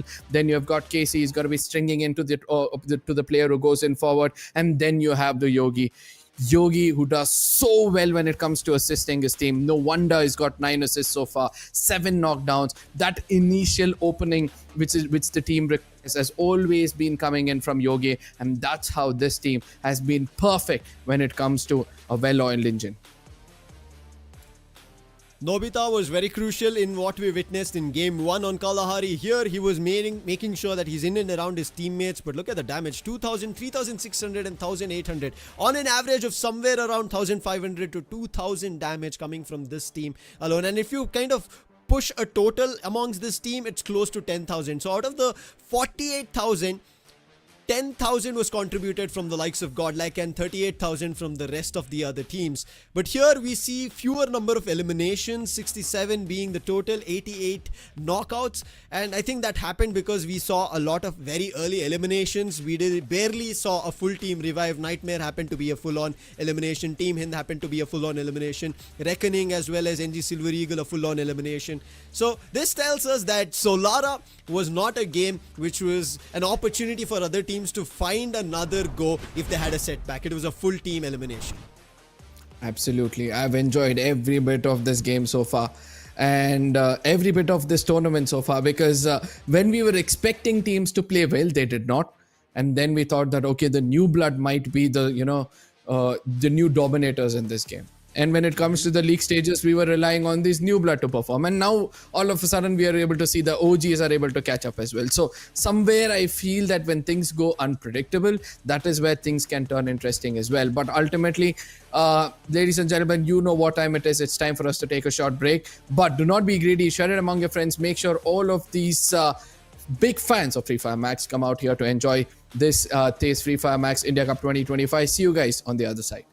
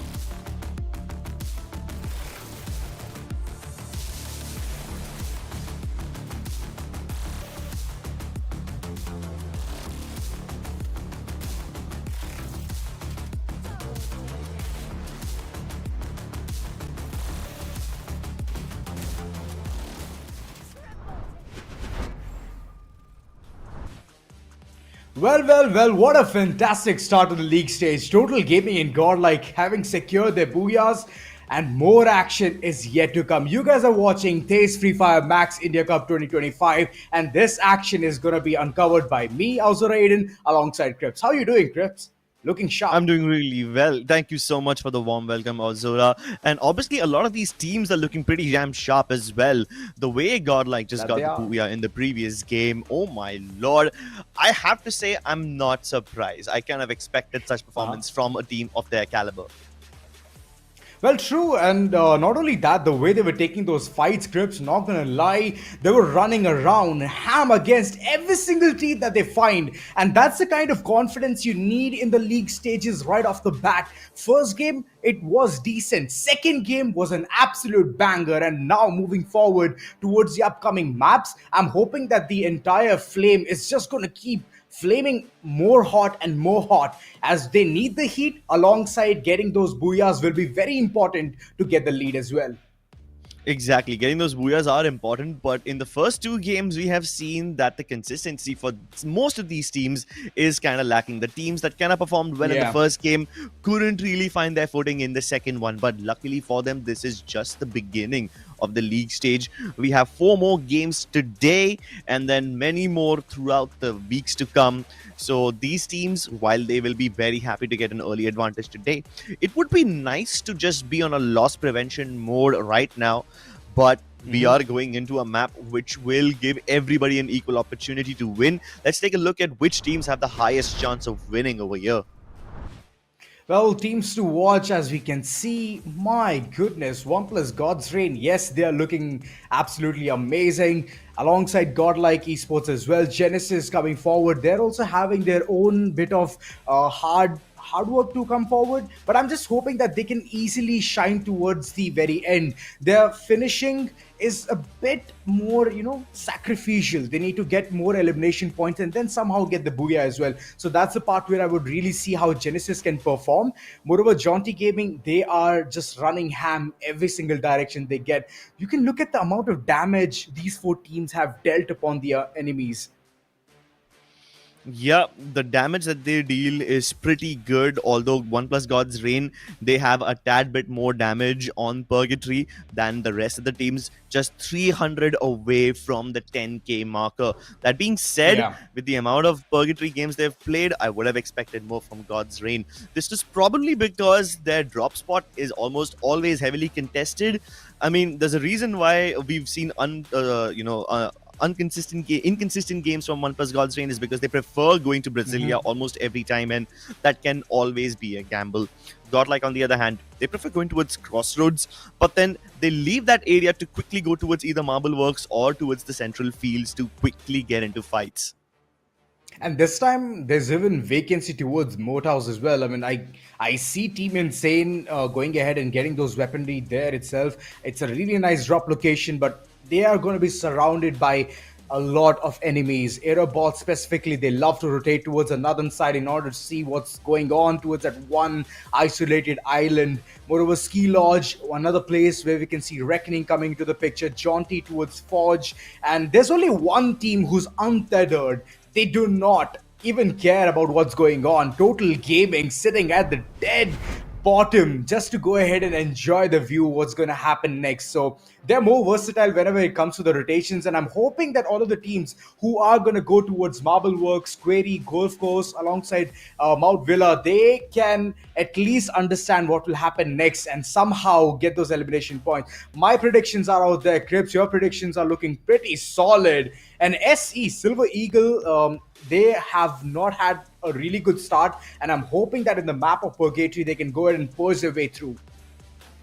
Exactly, and I'm kind of counting on Purgatory for them to go ahead and get that booyah, because Silver Eagle is a team which is really good at getting other teams to fight each other and just surviving, which can be a very necessary trait in an open map like Purgatory, where if you get into a fight, you better have the resources to commit to it. My other picks are slightly safe. You might consider Godlike to be a universal pick. Almost everybody picks it. OnePlus God Reign, I picked it specifically for Purgatory, but let's see which one of our predictions comes true, or if at all it comes true or not. Ladies and gentlemen, put your hands together. We are about to take off over the skies of Purgatory. The third game of the day in TEZ FFMIC India Cup 2025 is about to go live now. Well, the Susano is going to take every single player to their following destination. As we can see, players are falling down, and the entire flight path is going to give us a very nice detailed analysis on where the teams are going to land. But here, wait a minute. According to what the drop locations were, it's completely opposite. The southern side is completely bombarded by two teams nonetheless. So I'm just hoping that this fight gets initiated as soon as possible. Yep, I mean, there's a certain amount of truth to what the predicted drop locations showed us. OnePlus God's Reign going to Brasilia and Jaunty Gaming going to Forge. That's the only thing that remains intact. Reckoning Esports, while they're landing in fields, I'm pretty sure will make their way towards Ski Lodge. The rest of it remains pretty much unchanged, except for Total Gaming and Godlike. These two teams are about to fight each other in Crossroads. Now, Godlike always prefer going over there, but Total Gaming sometimes switch between Fire Brigade, Lumber Mill, and sometimes they go completely towards the north, towards Crossroads. Now, if these two teams start fighting each other, it would be good news for all the other teams in the lobby. They both have a booyah to their name today, and if one of them goes down, it's going to open up the server for everybody else. Oh my god, like early quick fights coming in Aztec. He has been taken down, eliminations coming all across. Denaclus just to get the additional bit of information, and Shanky is right about towards that one compound where he thinks he's safe, but if the information gets leaked, then he's going to be eliminated. But looking at the other end, Hind, they are facing a lot of problem, but in the middle of all of the commotion, they are somehow getting those elimination points, 2 to their name, and they're running highest in the room. Team Hind, on the other hand, they knew that they were going to get into fights towards this Marbleworks area, and they're not surprised, but they are up against Team Nightmare Esports. Now, Radha Thakur, being the lead of the team, is going to take first contact against Karma. Instantly dips back into cover. He's got an auto Gatling right next to him, but Arjun from behind provides cover fire, and that's going to be Karma down. And way down he goes. Expecting some kind of a hiccup. Really nice fights as we can see, and Devour. Team's pretty much set here. Hind yet again calling in their fallen comrades. And Nightmare, I believe they're the one who's gonna face this one. Shots fired. Sid trying to run away, but he needs to go ahead and face them. In order to do that, you need to have your shots to be very precise, but unfortunately, the entire control towards this one vending machine is long gone, and Team Hind, they're going to skedaddle. They're running away from their prime location. Well, Nightmare Esports, after having acquired 3 eliminations, will be very happy to spread elsewhere and find that last remaining member. And it seems like they've found him. Arjuna takes a couple of shots to the head, finds out Jaguar. But Karma and Merlot are not anywhere close to him. So if they find Karma elsewhere, he can be probably eliminated pretty early on. Same with Jaguar, no real backup for him. So the only question is, how many people can he take down before he himself bites the dust? There's a landmine right underneath his feet, and Radha Thakur takes a ton of damage, down to 40 HP as he climbs up those stairs. Jaguar tries to find the angle onto Arjun, and he finds him. Nice headshot connected, converting that finish as well. And as Radha Thakur tries to jump over the top, he lands the shots with the Swag 7. And that's going to be the end of one more player of Team Hind. It's still a mutually beneficial battle.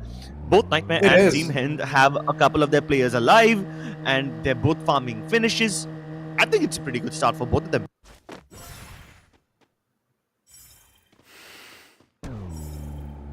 Oh, rotation's being called in. Godlike on the other end. Wait a second, Karma, what are you thinking? Taking a fight. Oh, what a shot to the head! And with that said, an easy elimination coming in. Godlike, my goodness, Yogi. Look at him, so composed, so calm. And that shot was an absolute beauty. Godlike, they're looking so concrete. 3 eliminations. And slowly but surely, they're reaching towards the pinnacle. Nightmare, they're currently having the pole position, and that might just fade away real soon. Silver Eagles on the other end taking a fight against Aerobots, and Aerobots, they know how to go ahead and take this fight. without any single casualty. Lovely shots being fired, and Silver Eagles for now, they're facing the Rat. They need the control of this vending machine, which will be impossible to get. Yeah, but getting to the vending machine is one thing. Keeping your players alive so that you don't need to use the vending machine is a completely different story. Unfortunately, Team Hind won't live to complete their story as they've been hunted down and they are the first team to fall from this game. Meanwhile, Jaunty Gaming is fighting Genesis Esports. I would love to see that fight because Genesis Esports were always towards the southern island, but Jaunty Gaming landed in Ski Lodge. That means they've traversed down to the southern island specifically to fight against this team. And now Genesis, they will be in quite a lot of trouble. Zoeb on top will be assaulted by Jarvis, who jumps over the glue walls and finds the elevation. No trades possible for him as well. The fight's still going on towards the Southern Island. Lumber Mill being contested heavily, and Jaunty for now, the bounty is on their head. Even though the information is being revealed, the opponents, they are not taking the fight. Lexos just running away for his dear life. For now, he's swimming, and he's going to be caught off guard real soon. Look at that. Lexos, this is your only chance. Somehow escape from the hands of Vincent, as he is a godsend for the likes of Jaunty. Knows the location. And being the sniper of the team, he absolutely knows how to hit those shots. Lexos still trying his level best to stay hidden. And crouch prone. These are the only two ways to remain intact. Else, there's going to be one coder out there to get the information of what's going on. Oh my god, Reckoning Esports up against Aerobots. We already knew that these guys are quite a lot of trouble, but we didn't realize that they would be so quick at wiping up the nemesis.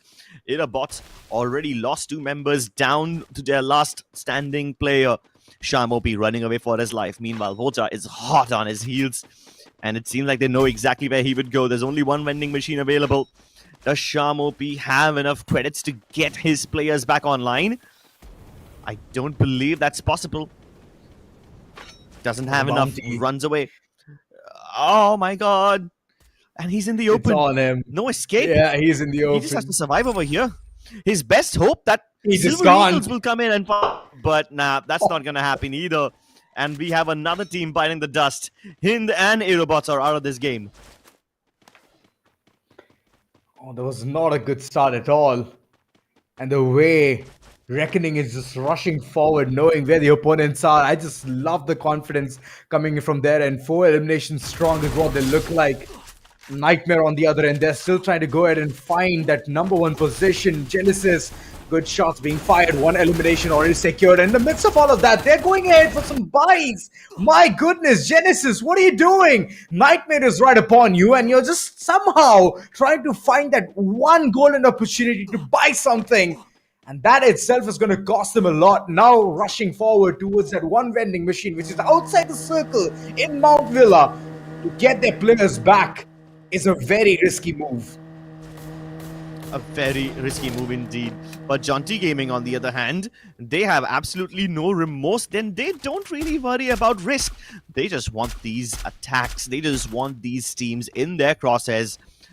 Vincent having his eyes on Tiger, trying to nail the shots as he crosses across. But Patu has already made it into the vehicle, so it seems like Vashishta Esports are pretty intent on running away from this battle. They don't want any part of this. They just want to secure their spot in the next zone. Danaklos used, and they will discover that that compound is no longer occupied.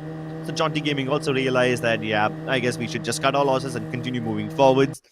As the circle shifts, more and more teams will start to take control of these dockyards near the river so that it's easy to cross for them in case the circle betrays them later on and forces them to traverse across the river.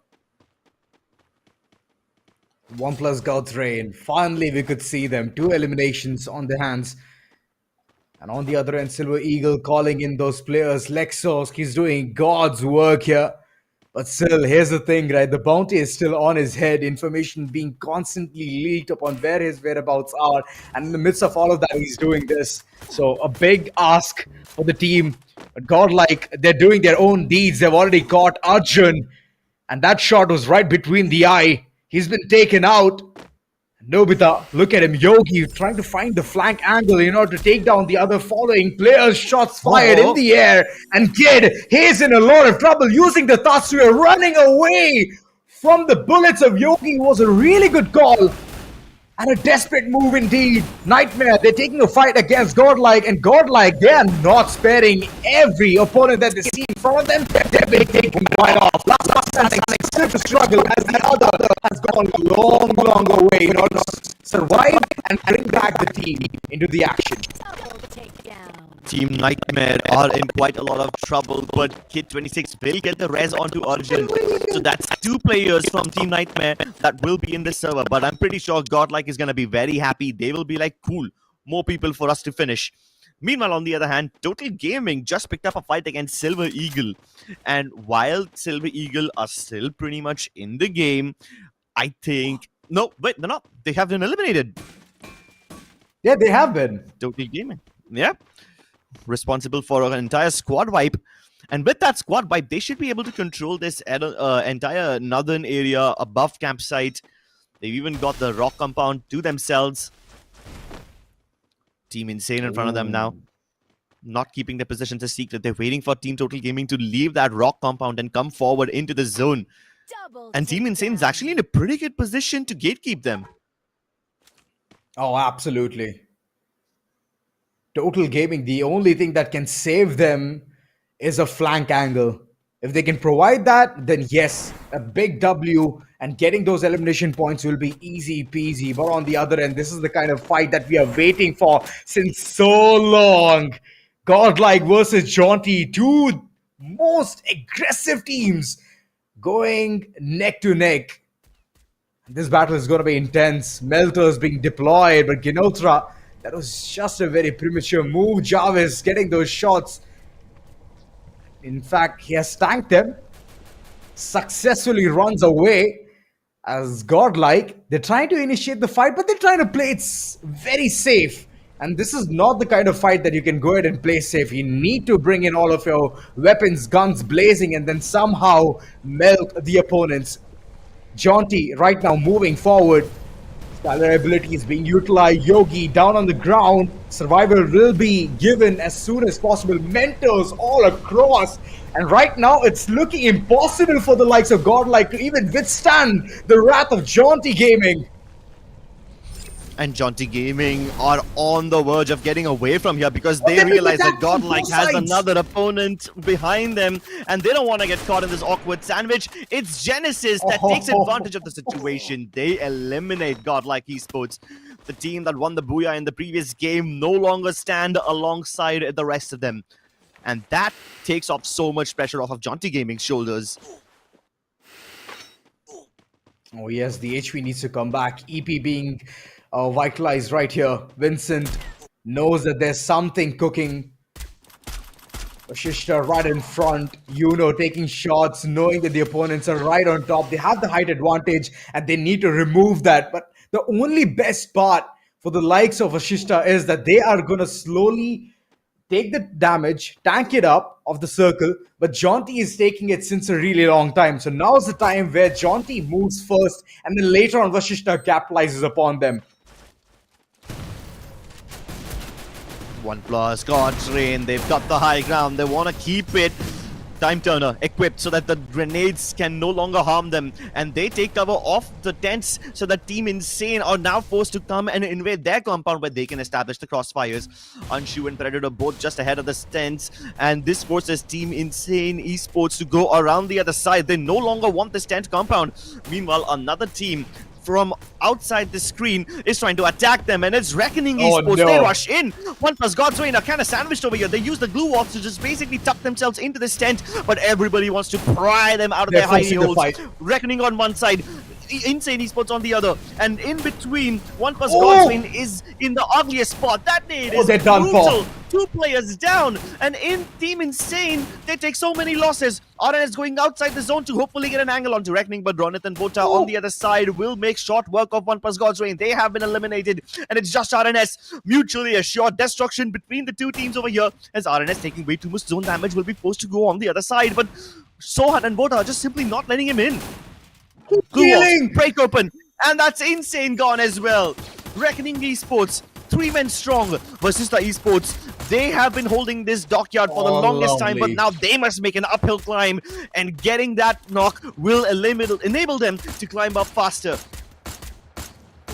It's a 2v3 situation, Vashishta. They have somehow managed to take down that one team who's very aggressive. That's right, Jaunty taken right off, and now looking at the last Predator, that is Reckoning. Somehow they have the height advantage, but it doesn't seem like they can do much there. Patlu on the other end.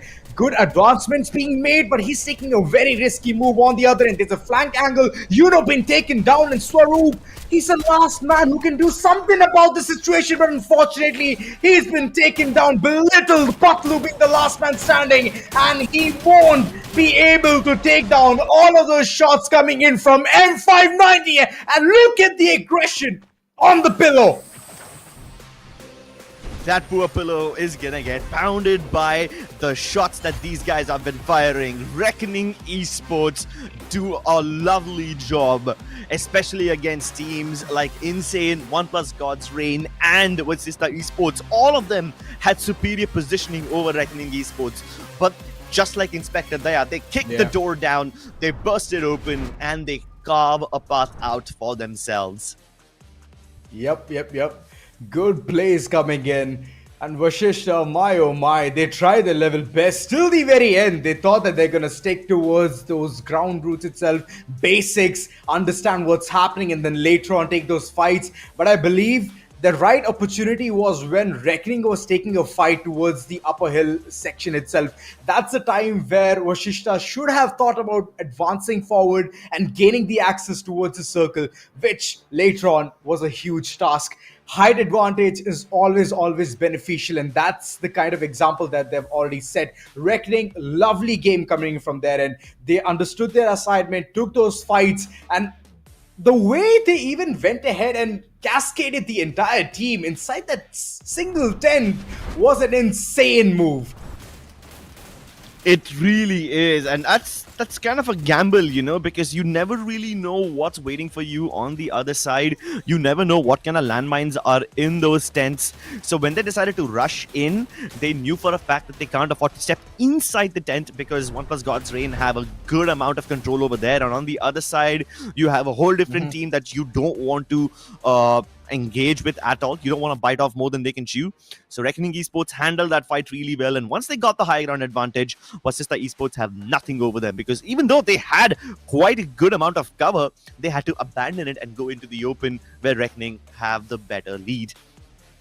Big game from them. What a completely chaotic situation that they managed to turn around for themselves. 27 points out of this one.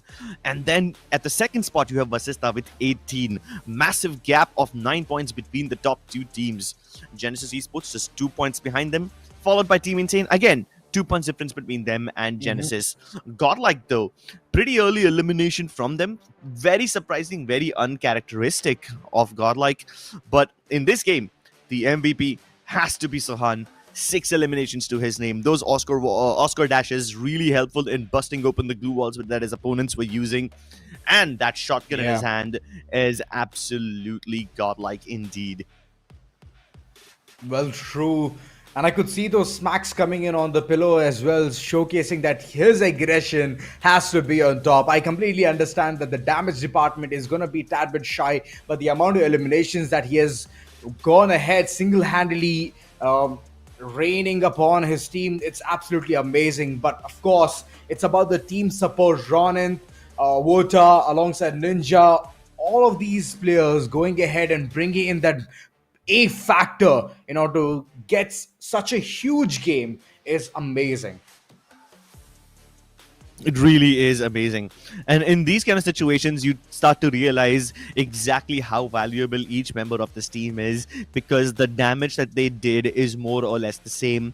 There's no one player who's carrying his team. There's no one guy who managed to survive and then revive his teammates. Nope, Reckoning Esports almost always had the numbers advantage going into every battle, and they were never in a situation where one of their players had to just run away and rest their players and that's how they win. No, they were always alive, always dominant. Cruise control for them throughout Purgatory. Talking about the game summary, good numbers all across. Total eliminations being 71, total knocks 84. It's going neck to neck. Damage being at around 42,811. And longest elimination distance has been surprisingly really good. Better than Kalahari is what I can say. 138 total glue walls destroyed, 191. The kind of competition that we could see in this map of Purgatory is insane. I cannot wait for the next one. The way teams are just functioning right now, Nexterra will be one of the places where I believe that I can see some kind of passive aggressiveness coming in from all the sides, and specifically for the teams who are still at the bottom 6. They will have to go ahead, break a leg, somehow get those elimination points, and then later on even be at the top 6, because that will be very important to set the tonality for today or the upcoming week. In order to get the confidence, you need to somehow get those elimination points. Exactly, and elimination points are what separate the boys from the men over here. Currently, the teams who are in the top 4, not even top 6, in the top 4 have way more elimination points than anybody else. And I guess we'll take a greater look at them when we take a look at the overall score. But for now, I want to get ready for the next map. And the next map is going to be Nexterra. Let's take a look at what teams you guys should be keeping an eye out for. For sure. I mean, of course, reckoning the kind of gameplay that they're already... okay. The numbers of damage are just increasing and my eyes are like, wait a second. It was 4 digits before, now it's 5 digits. Next what, 6? I mean, that would be ridiculous if someone gets 6-digit damage numbers, like lakhs of damage. I think we'll start to see those kind of numbers towards the end of the league stage, you know, when all the teams have played all their games and then people have lakhs and lakhs of damage numbers just racked up together. That's when we'll start to see all of that culminate. But Reckoning Esports have a pretty good advantage of Nexterra because in the online phase of this tournament, they already managed to get 2 booyahs on this map in particular. Godlike Esports and Jaunty Gaming, obviously I would not be surprised by these two teams because they are somewhat omnipresent. But the booyah that Godlike Esports has came from that one day when they managed to get 4 in a row. And that was against a completely different lobby. So they need to still be on their toes because Jaunty Gaming and OnePlus God's Reign will also be hot on their heels. Reckoning, my oh my, they already have like a couple of booyahs in the first day itself, and now towards Farmtopia region, it's gonna be an intense battle. TG versus Reckoning, it'll be amazing to watch. Zipfei has been one of the prime spots for Mayhem for Era bots, and at the same time, Jaunty, Boxing Gym being very close for even Silver Eagle. This is gonna be a really good fight, but I have seen this pattern coming in from Era bots whenever it comes to Nexterra. They love to at least throw 3 players towards the mid sections, towards the Zipfei, and then later on, 1 player will be towards the dead bottom, extremely south near Plazaria. And I just know for a fact that they're going to do the similar kind of shenanigans once again. And I'm just expecting that they can at least somehow fold this one and get the booyah. My predictions are locked. Your predictions are locked. Audience, you can go ahead and lock your predictions as well towards the comment section. Yep. And I really hope that you guys are able to predict the right winner, because in this kind of a map, anybody who's been able to manage their resources better will be able to take the booyah away. Godlike Esports, obviously being a very kill-hungry team, have a good chance of taking it all the time, because that's the only reason why I predict them. But then again, Genesis Esports, even though they were eliminated very early on in Purgatory, I think they have a good chance of winning in Nexterra because their rotations are almost always on point in this map, and they really know how to use those long-range launch pads in order to get ahead of everybody else. No, Purgatory could have been a really good game for Genesis. I'm not at all lying at that part. They had a really good shack. They could easily go ahead and call in for the rotations, but unfortunately something or the other happened, and I'm hoping that in this map every single thing is going to be crystal clear and the rotations are going to be insane as we walk into the map of Nexterra. This is going to be next level as teams are going to go ahead and see what will happen next. Ladies and gentlemen, we're jumping into yet another brutal game, 4th game of the day between groups A and B of TEZ FFMIC India Cup, map bisected horizontally. Total Gaming, as always, going towards Intellect Center. Meanwhile, I do see a potential drop clash near the boxing gym. It could be a three-way battle. It could be Genesis, Silver Eagle, as well as Jaunty Gaming. All of them going towards boxing gym, but they just decide to disengage in the end. Silver Eagle have a 3-1 split towards Deca Square as well as Mud Site. Meanwhile, Genesis, you can see how they are busy already trying to hunt down Lexus. Oh, yeah. Always get those freebies, at least an elimination, which will give them some kind of a head start. Good shots. Lexus couldn't do much there. And Ayush, he's the first one to draw the blood. Jod, he wanted to go in. He had a lot of vindictiveness inside him, but unfortunately, it's not going to help him a lot as the height advantage was insane from the likes of Ayush. There's another fight. Jaguar. It's not going to be him who will come out of the bushes. It's always going to be Salu, as he's the first one to get those early shots being tied upon Team Hind. And Hind, they're running for their lives now. Oh, good shots. And yeah, I mean, they are kind of split apart over here. We expected Team Hind to drop towards the eastern part of the map, but instead, they have surprised everybody. Not safe. But while Team Insane were busy shooting at Team Hind, Total Gaming found their number, and now Salu is down on the ground. But wait a second, even though Salu gets eliminated, the rest of Team Insane just doesn't seem to be concerned at all. They're still focusing on trying to hunt down that one player from Team Hind. They know that they can get Salu back up online within no time. So I guess they're not that salty about losing their player early on. Oh, yes. Right now, the rotations, they're looking really good. And the way teams are heading forward, they know the whereabouts, aerobots, what's it going to look like. Vashishta, before that, the height advantage looks good. Tiger somehow crouched, sitting there, thinking that he can be safe. Oh my God, so low of HP. And Vincent, he's trying to see where the following player just ran. Tiger, somehow he's alive. But Swaroop, in the middle of giving the backup, he's being penalized. What a lovely shot coming in. Vincent, good height advantage. And now needs to know the location of Kunal to at least get a player or two. Kunal? Is he going to go across this fence? He can see on the other hand, but he's just hoping that nobody from the left-hand side shoots him. Now he knows the angles are clear, so he's going to go ahead and try to take shots on But already having taken a zip line, is out of this place and reunited with his teammates. So now if Jaunty Gaming decide to pursue him any further, Tiger could have given him some backup, but Tiger also goes down. Winston with 2 quick flick shots has been able to land shots on them both and secures 2 finishes for himself. Jaunty Gaming up at 6. Oh, and yet again, not a good sight for them. Taking constant damage, they're not able to tank it. And Godlike, they're running forward, getting 6 eliminations now. They're looking very strong. Mistakes made in the previous game will not be repeated. Total Gaming getting those shots, and Yogi in midair, he's been caught off guard. And there's another player falling down, all thanks to Vashishta. This is not looking good. Godlike, they're taking launch pads, they're running away, but for how long? Eco, he's stuck in that fight against Swaroop.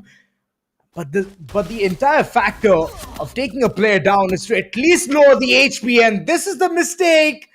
You were thinking that you can at least give him a finishing blow, but unfortunately you were so exposed that you've been taken down.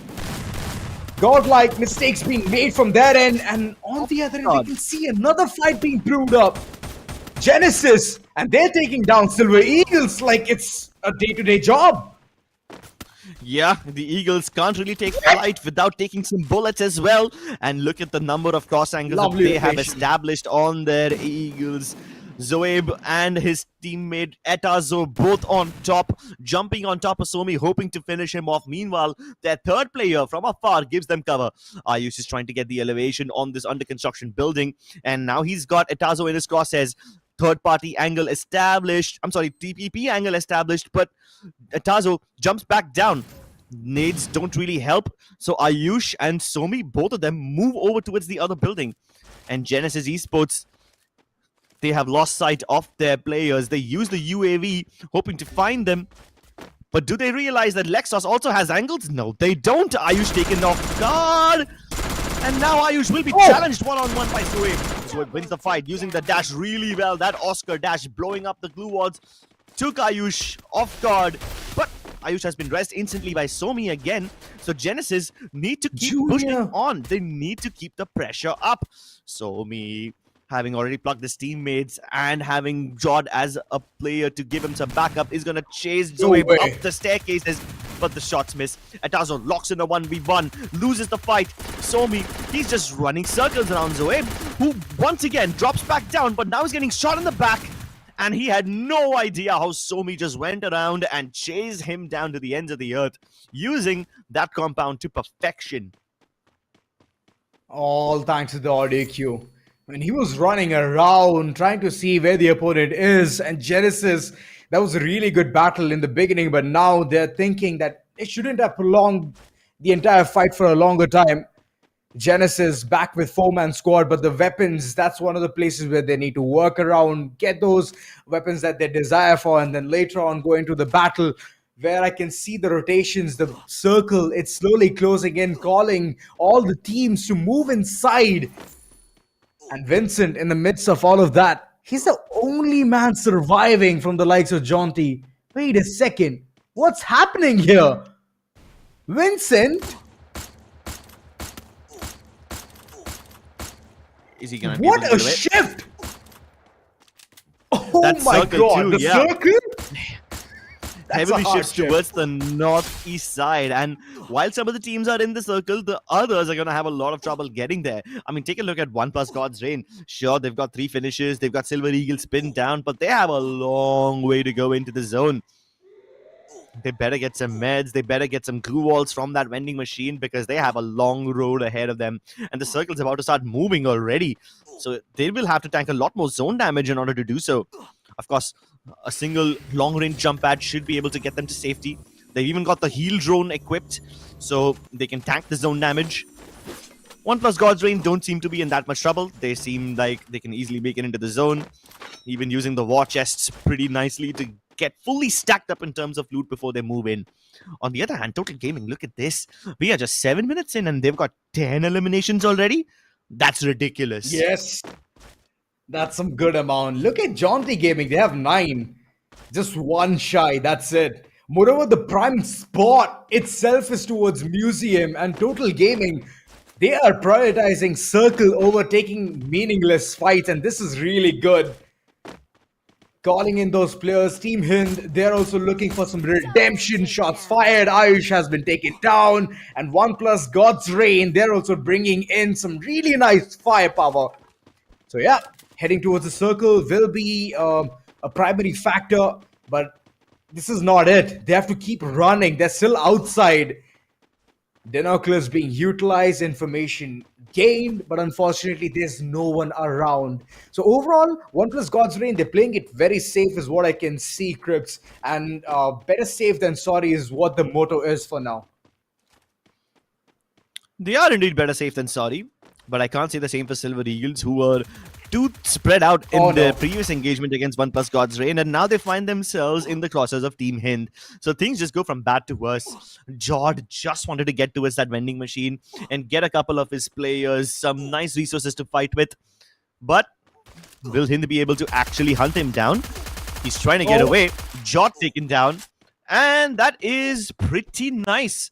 Silver Eagle lose 1, but Godlike have been eliminated courtesy of Total Gaming, who are now up at 14. We just completely missed that fight. I guess in the battle of those bridges, Total Gaming were able to overpower Godlike, and that's the second game where they've been somewhat eliminated early. Total Gaming is known for their aggressive gameplay, and now they've been shunned down in this map as well. So Total Gaming, they're doing every single thing right in order to keep the enemies at bay. Vashishta, they were very close. I could see one of the players trying to lurk around the corner, get a couple of shots onto Total Gaming, but it's going to be a huge ask and a task at the same time. Why? Why are you blowing up your own landmines, Aztec? I'm more concerned about to give us the competition. Might as well go ahead and be our own competitors. I do feel very sorry for Aerobots though. They just about get their player online. Almost could have lost him. But Total Gaming used that Skylar Riptide rhythm, hoping to get an angle, hoping to get the finish, but Aerobots survived just by the skin of their teeth, and now using the heal gun to get their players back up on full health as well. Genesis, on the other hand, will be unruly neighbors if they were to intervene in this fight, so they're going to keep their calm, keep their compound. Hind too, in boxing gym, they're just trying to get outside while making sure that Silver Eagle don't harm them too much. So as this mid-game starts to set upon us, all these teams will try to take compounds for themselves. Silver Eagle, who at one point were getting harassed by Team Hind, now have Jod stationed inside that fuel pump station. How does he get out of there? I have no idea. How does he deal with Vasista Esports, who will have to get inside the zone and will eventually fight him? That's a problem that he will have to deal with at some point later on. See, here's the thing. Before that, it's going to be nightmares that Vasishta needs to take a fight against. And now all of those cars are going boom. No more rotations being called in. Total Gaming playing this to perfection. And if this is the case, then they're going to go home with a lot of eliminations today.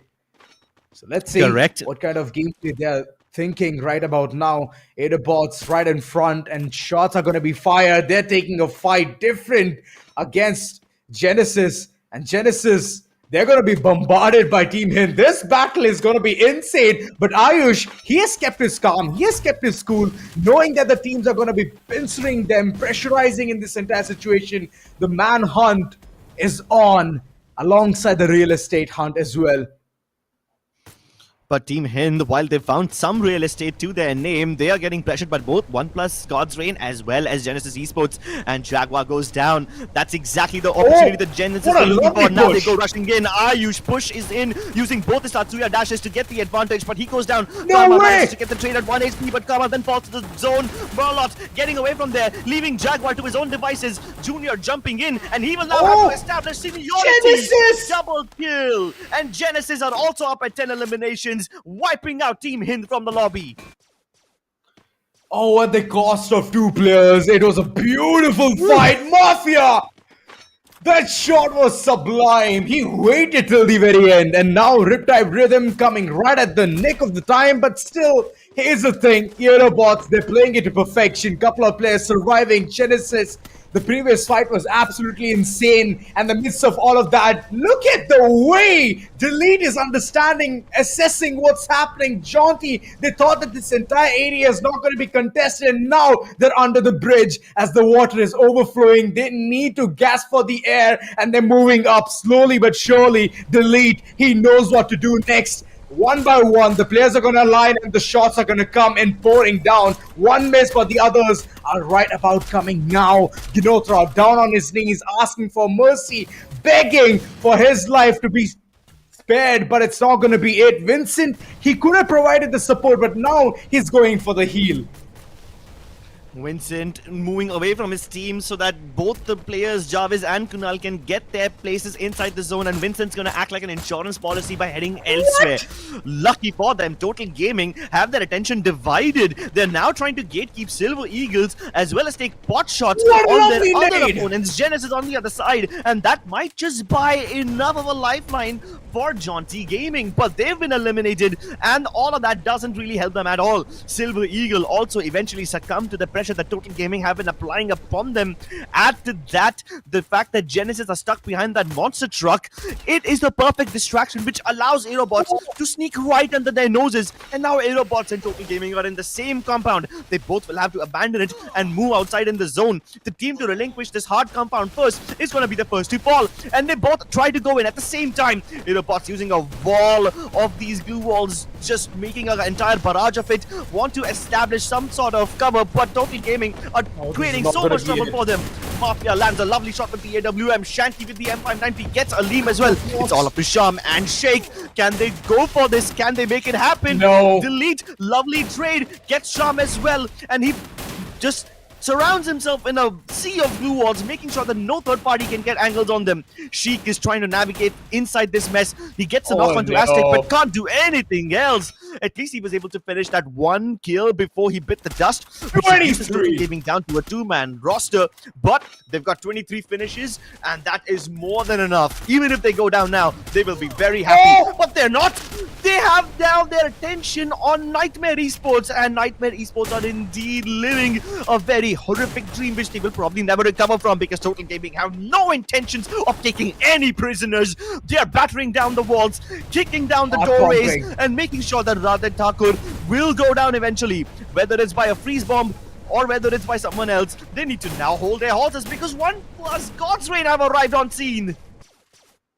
They have, and this battle is not yet over. 3v2 is what it's looking like. Total Gaming, they're all prepared for this battle. They knew that the rotation will be called in. Shots fired, undivided attention, it's working out. And every single time that they can go ahead and do this, shots are going to be bounced on top of them. Last man standing, but it's not going to be it. As this entire team, they knew what to do at the nick of the time, and OnePlus God's Reign, they secured this booyah. But here's the thing, Total Gaming, they have surpassed the threshold, they have surpassed the barrier. No matter what the booyah looks like, no matter what points is secured getting the first spot, it's gonna be those eliminations at the very end which will give them the kind of the perfect entry that they needed. OnePlus God's Reign did a very good job of managing the heat, making sure that they play it nice and safe while still taking pot shots at all their opponents, making sure that they get a good mix of eliminations as well as placement points. Total Gaming, on the other hand, went in the completely opposite direction. They knew that they had the best position, but they will have to leave it at some point. So instead of banking on the fact that they get to take control of their position and stay in control of it, they decided to make the most of it by taking pot shots at every other team who does not enjoy the luxury of having a nice compound to themselves. So they wiped the floor with Jaunty Gaming, Silver Eagle, NG Pros, and so many other teams that were just a victim of their ops, of their ACATs. They were just raining fire upon everybody. You know, that's the benefit of getting that one decision right in order to head towards the circle, the Epidome. And yes, right after that, they were taking shots against every single team out there. Not gonna lie, there was even Vashishtha, there was even Genesis. Every single one of them were falling prey. But this was that one golden opportunity where OnePlus God's Reign just bounces in, takes a couple of shots, and Delete alongside Shanky, both of them shanked down to death. 4 players remaining for OnePlus God's Reign. Imagine that. 34 total points, a lovely 25 elimination game, and 9 all thanks to the placement points, keeping the cool and calm till the very end. But on the other end, I can see even OnePlus God's Reign, they did a very balanced work with the yin and yang being absolutely at its chi. It's 12 and 12, total of 24 total points. Exactly. Perfect balance for OnePlus God's Reign. Great booyah from them with 24 points, but Total Gaming 10 whole points ahead of them. That's just ridiculous. Now, I do feel bad for Genesis Esports though, because they had a decent compound up until the last circle, and when they were forced to abandon it, they were focused on both. By both God's Reign as well as Total Gaming. Otherwise, even Genesis Esports could have had a lovely game. Nightmare and Jaunty Esports, I'm actually surprised they managed to stay alive for that long considering the position they were in. But now, when we take a look at the overall total standing, naturally, Total Gaming soar on to the top with 81 points to their name. They are followed by Godlike Esports, who lose the top spot. Same with Reckoning Esports. 10 points away from each other. Both these teams now occupy the top 3 spots. But Genesis Esports have climbed up to number 4. That is a good performance for them, because they were outside of the top 6 before this game. And now even OnePlus God's Reign, even though they get a booyah, they're still pretty humble at 52 points. They are humble to 52. Jaunty Gaming on the other end, 51 total points. Vashishtha, they're playing it very passive. Might as well get their explosive suits on, 44 total points. Aerobots at 36. And I can see Nightmare and NG Silver Eagle having their own competition. But talking about the MVP in the map of Nexterra, it has to be Kaushik. Good amount of plays. Chrono being one of his primary used ability. And yes, Time Turner can help you at very crucial times. And we could see that.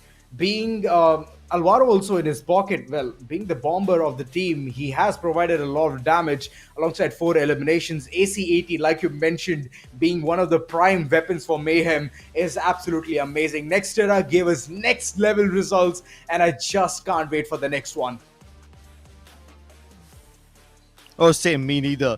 Such a nice and even number, 2000 damage on this guy. I can't wait to see what the rest of his teammates were using.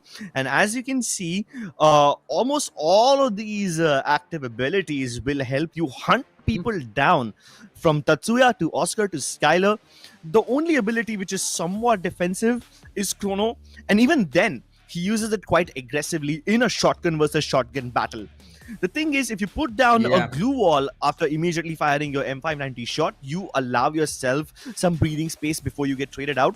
But with the time turner, you can dance in and out of that bubble without having to use your index finger to put down glue walls in between shots. So that takes up so much pressure off of your shoulders, allows you to be more mechanically precise. And take a look at everybody in this team. Pretty good contribution by everybody north of 1600 damage. Oh yes, finally, game summary increasing, the levels are changing, total knocks being 101. Well, that's the kind of result that we needed, and total glue walls being destroyed is 184. Insane! The kind of gameplays that we could see was absolutely amazing. Total damage being 51,779. Well, yeah, that's how you can go ahead and showcase. And I believe most of them was dealt by Total Gaming itself. Oh yeah, 100%. I mean, they've got so many eliminations. Half of this damage probably belongs to them. Although I am very surprised by the high number of total glue walls destroyed. In Purgatory, such an open map, we had like 190 something glue walls being destroyed, and in Nexterra, a map which is supposed to have way more cover and way more urban battles, still has 184, which kind of tells you how these glue walls are being used. They're not just being used to traverse in the open and buy yourself some space when you don't have anything else to work with. A lot of these players also use it in between these close range fights to just cocoon themselves in and stop third parties from coming through. And we saw that in the last battle as well. But we will see a lot more intense battles in the last 2 games of the day, ladies and gentlemen. For those, you need to stay tuned in and not go anywhere as we return from the short break.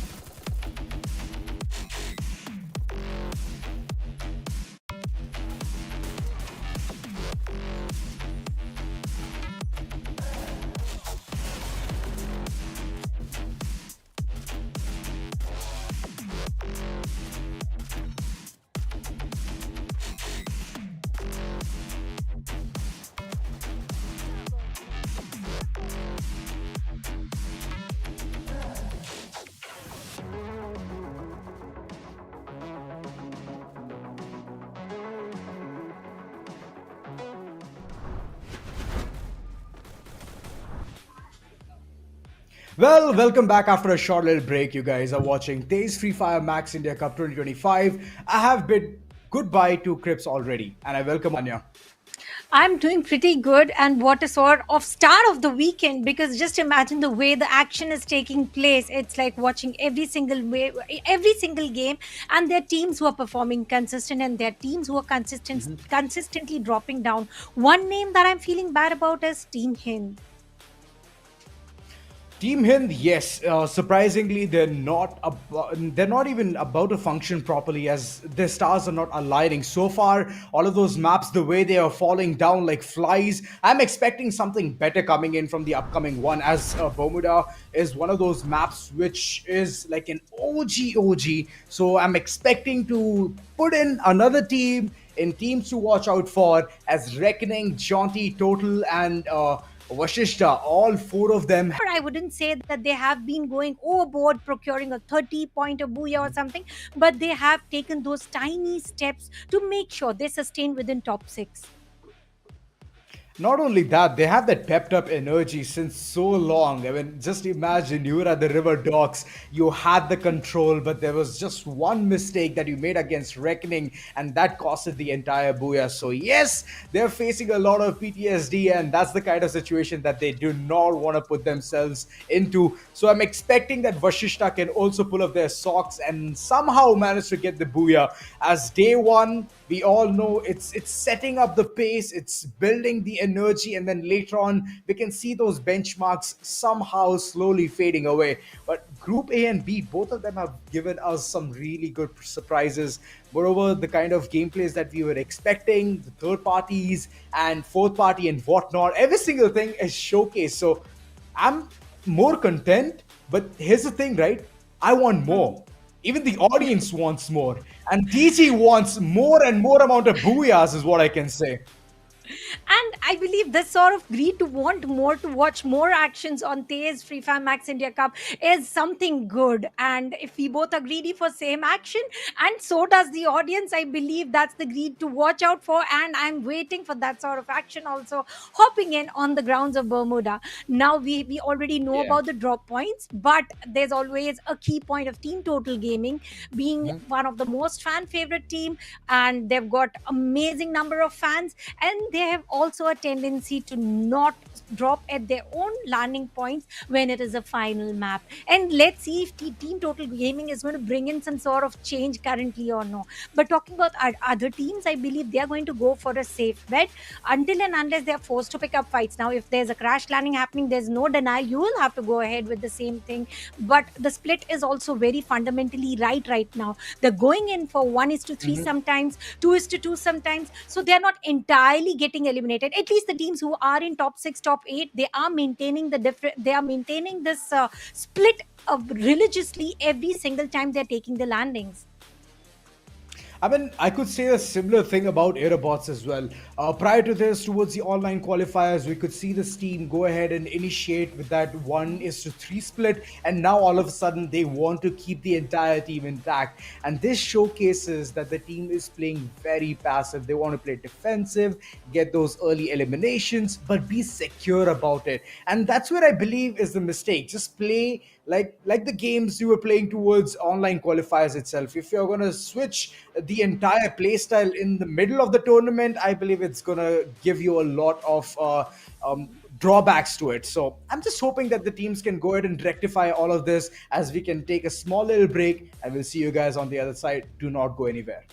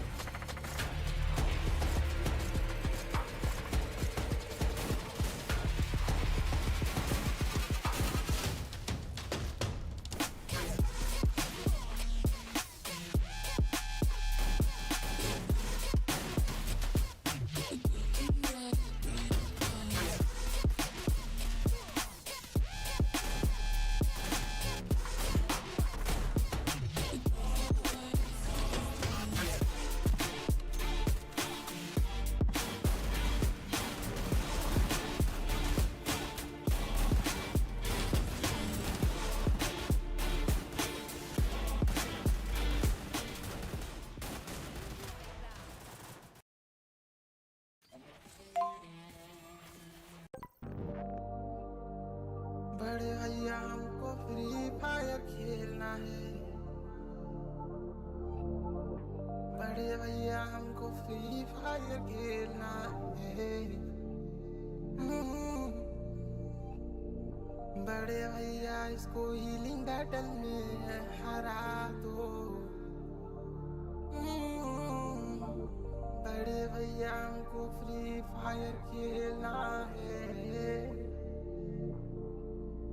छोड़ भाई heal battle कर लेते पर made kit नहीं है पास। छोड़ भाई free fire खेल लेते पर फोन में नहीं है नेट। छोड़ भाई फ्री फायर खेल लेते पर नहीं चल रहा दिमाग। मुझको फ्री फायर खेलना है, फ्री फायर खेलना। बड़े भाई फ्री फायर खेलते खेलते नेट उड़ गया। वो 2G के नेट पे पूरा मेरा दिन कटा। वो फ्री फायर फोन कवर वाला फोन भी खो गया,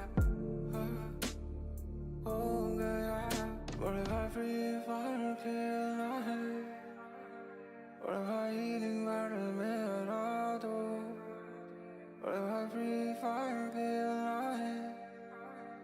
बड़े भाई जो भी इस रील को देख रहे हैं प्लीज लाइक कर देना कि ये वाईफाई चोरी करे लो अभी पहले। वो जो छुपके से बैठे मेरे गेम पर शूट, वो जैसे तैसे हीलिंग बैट में सर्कल ले रहा। मेरी स्किन देख बेबी मेरी फ्री फायर मैक्स की तू किल देख मेरी, या फिर देखो मेरी केड़ी। और वक्त नहीं देना इन्हें करूँ पुश रैंक, मेरे पास में तो वहाँ मैं तो आके ना फेंक। बेबी बैठे बैठे गिनता मैं नोट पे बॉक्स, इन लड़कों को रखता मैं भैया के स्कोप पे। D&D भी ऑन है, फोन पे पाउडर है, उंगली ना हट जाए लॉबी में खौफ में ना देता रैम को ना फोन चाहे फट जाए। फोन भी बदल देंगे फ्री फायर लव बॉयज दो का है सर्कल में। और मेरा बड़ा भाई कौन जीता कौन हारा देख लेगा मेरे भाई। फ्री फायर खेलना है, फ्री फायर खेलना मुझे भाई। हीलिंग बैटल में हरा दो, हीलिंग बैटल में बड़े भाई। फ्री फायर खेलना है, फ्री फायर खेलना भाई। जो भी इस रील को देख रहे हैं प्लीज लाइक कर देना कि ये फोन लेना है।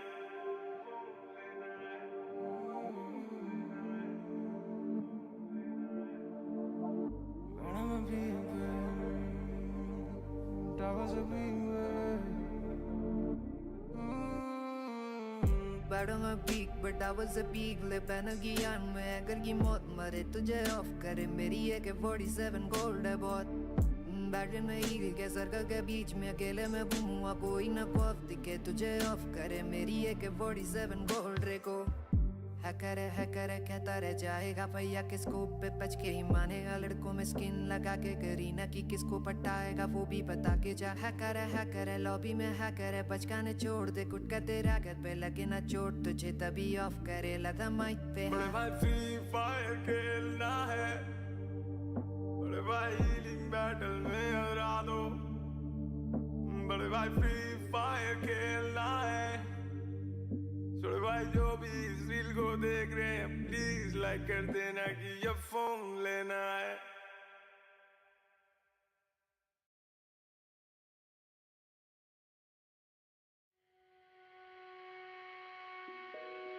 लाइव फ्री फायर गेम की तरह है। हम हर गेम जीतते नहीं पर हर गेम से सीखते जरूर हैं।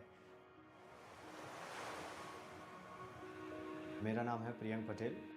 मैं एलजी यूनिवर्सिटी में पिछले 6 साल से बच्चों को ऑटोमोबाइल इंजीनियरिंग पढ़ाता हूँ।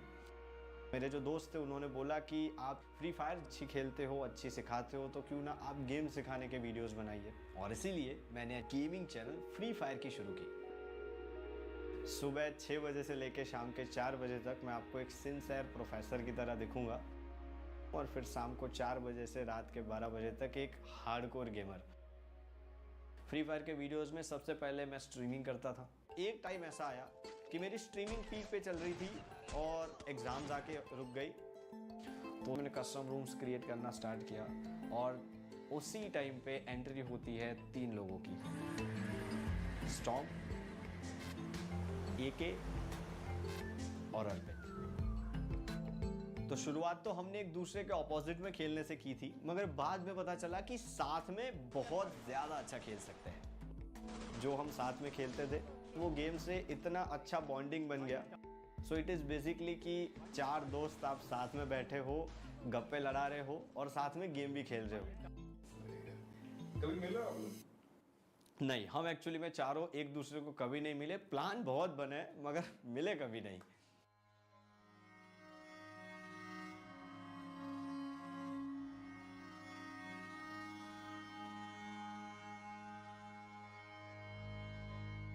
इंजीनियरिंग में एक कॉन्सेप्ट है क्वांटम एंटेंगलमेंट।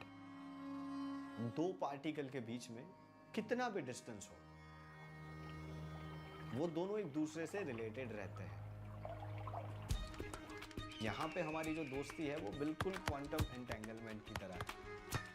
हम चारों एक दूसरे से दूर हैं, मगर किसी एक पे भी कुछ भी होता है तो फील चारों करते हैं, रिएक्ट चारों करते हैं।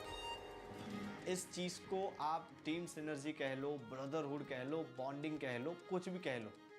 वो कहते हैं ना, brother from another mother.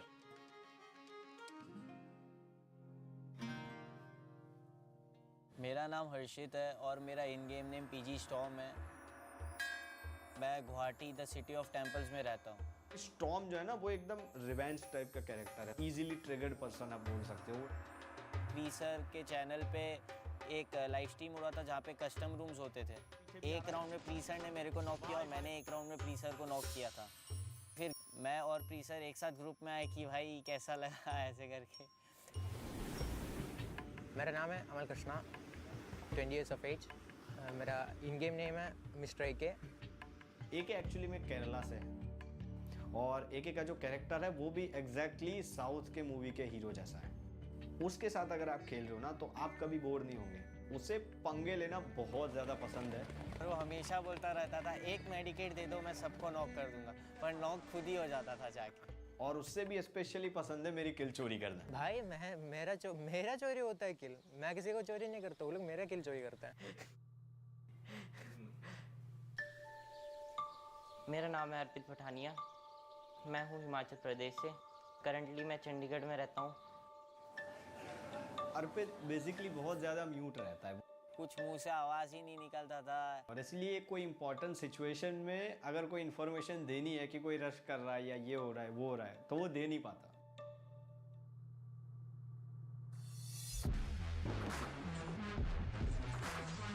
Game में बेसिकली अर्पित और स्टॉर्म ये दोनों रशर है, क्लोज रेंज फाइट्स के एक्सपर्ट है और वो हमेशा आगे भागते हैं। मैं स्नाइपर हूँ और इन गेम लीडर हूँ तो मैं सबसे पीछे रहता हूँ।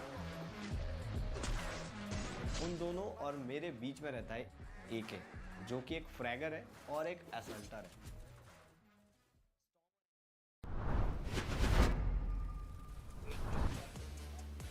I know, you guys are gonna say there are a lot of hiccups coming in, but here's the thing, right?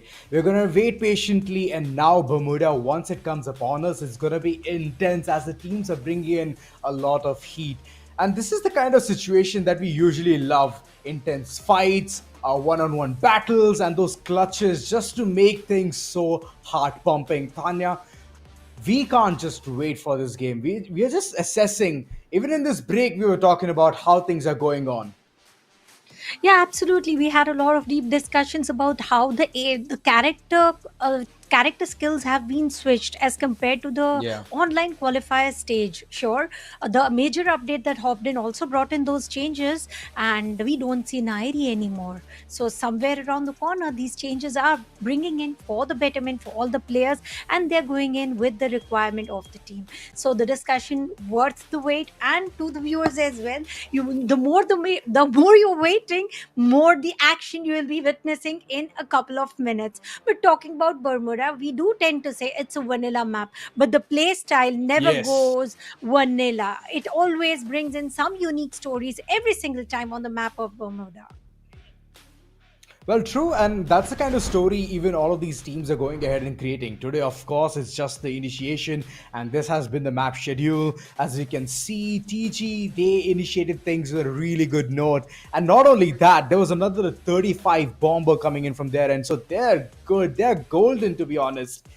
Godlike, they're pretty much playing it safe now, getting those elimination points alongside Booyah is looking really good for them. Reckoning as well, we could see the kind of gameplay that they can also go ahead and showcase. And now comes to the part where one plays God's Reign. They have as well opened up really nice, getting their Booyah. Now, last two maps. What do you think are the odds for other teams to go ahead and get the booyah? And what are the odds for all of these teams who have received the booyah in the starting four that they can repeat once again?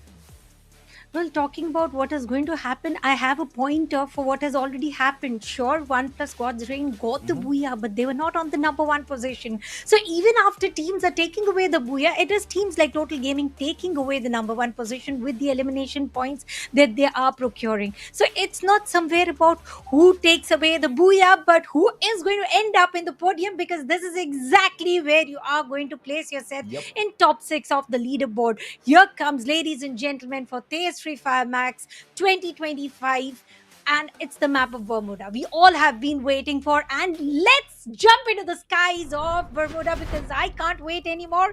What's the flight trajectory going to be? Is it going to be worthy enough for the good spread outs, or is it going to be immediate crash landing for each and every one? The clock tower awaits, and here we go, ladies and gentlemen. The spread outs look pretty clean to me.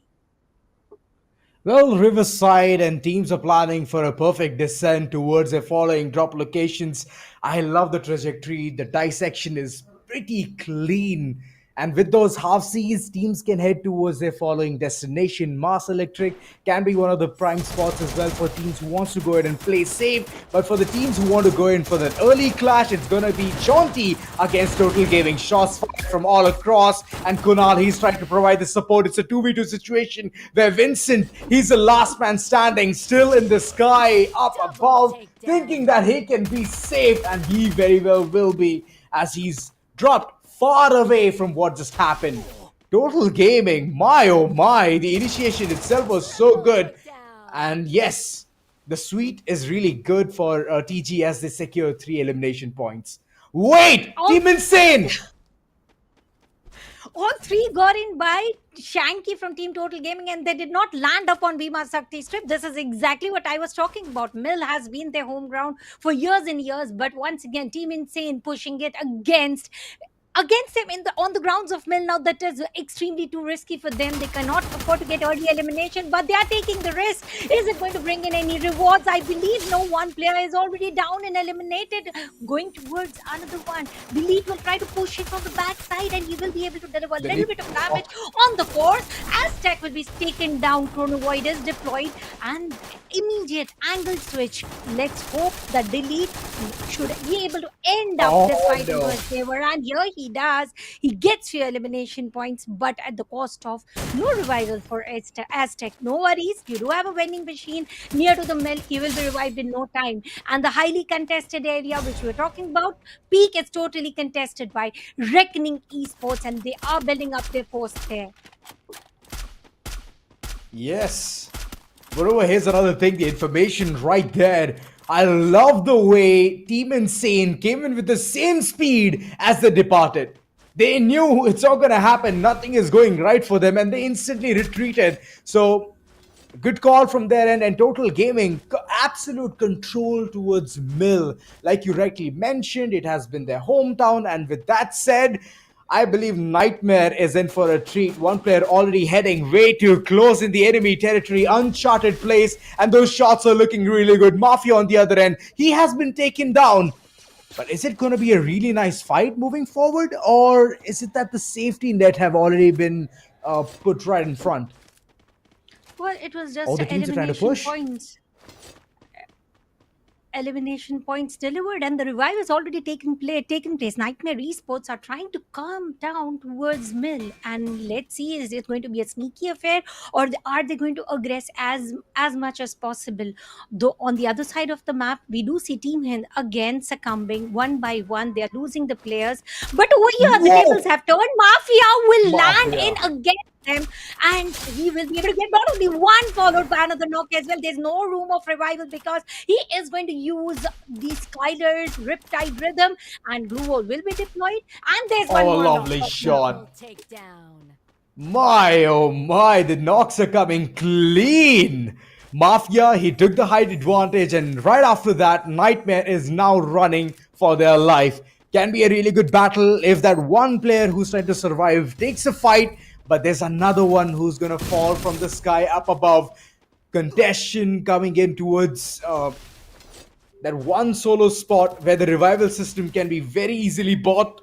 A nightmare. They're once again back with the 4-man squad. This band looks a bit more concrete, but let's see how good they can fight this time around. Heal UAV has been deployed and now they are aggressing. The elite is already down on the knee. Sure, there was a reciprocation coming in from Aztec, but that will come to a full stop.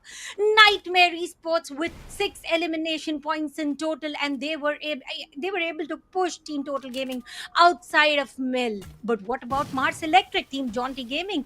They are also on the lower grounds of Mars Electric and the rooftops being conquered by Genesis Junior. They do have the information, but the question is, where are they going to take the initiative to pick up the fight? Oh, good information. Junior knows that there's another flank angle being created by Jaunty. Ground floor completely fortified. Zoeb trying to move forward, but he just took the brunt force approach. Instantly dashes back and knows that he needs to survive in order to at least get a knock or two. Vincent, Ginotra, all of them banding together. Jaunty, they tried to go ahead and create something unimaginable, untethered as Genesis. They're on the offensive angle. Zoeb still trying to lean forward through the walls, get the information, use his sonar as he's as blind as a bat because of the wall.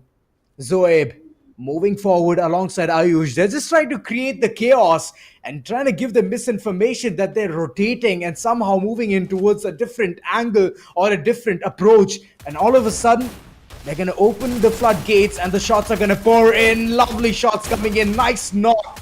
As Jaunty, they were all prepared for this, but the retaliation, the rebuttal is looking equally good. One by one, Genesis, they fade away. Last man standing, he's on top. And if he stays there, he's going to be safe. But I know for a fact that he's going to drop down thinking that the vending machine is open. And Junior, he's trying to play it smart. But he doesn't know this. He's going to be hunted down in a mere bit of seconds. Jaunty, they know that there's one player lingering around. And that's 1 point close to eliminating the entire team. They are guarding the vending machine, the last ray of hope for Team Genesis Junior, also taking its own sweet time, waiting for the teams to just evacuate the vending machine. And here he goes.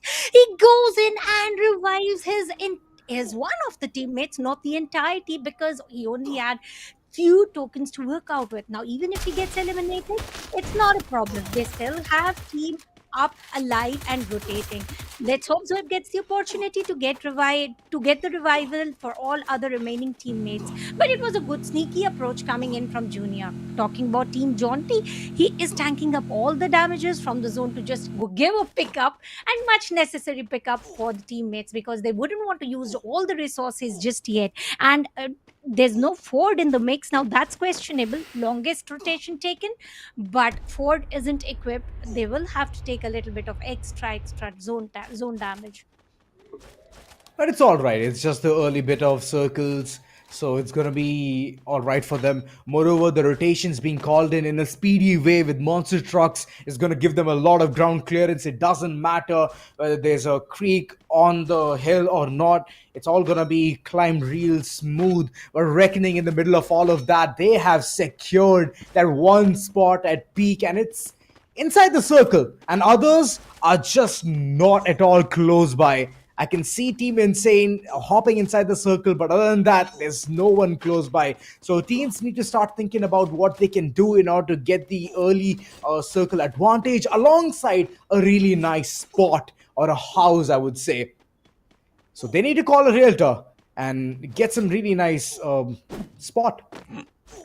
Are they going to get the compound on their name? I don't believe the realtor is going to hop in and deliver, because even if he does, he will get eliminated, because I'm pretty sure he must not be so good at Free Fire Max. We're talking about Bhima Sakti strip.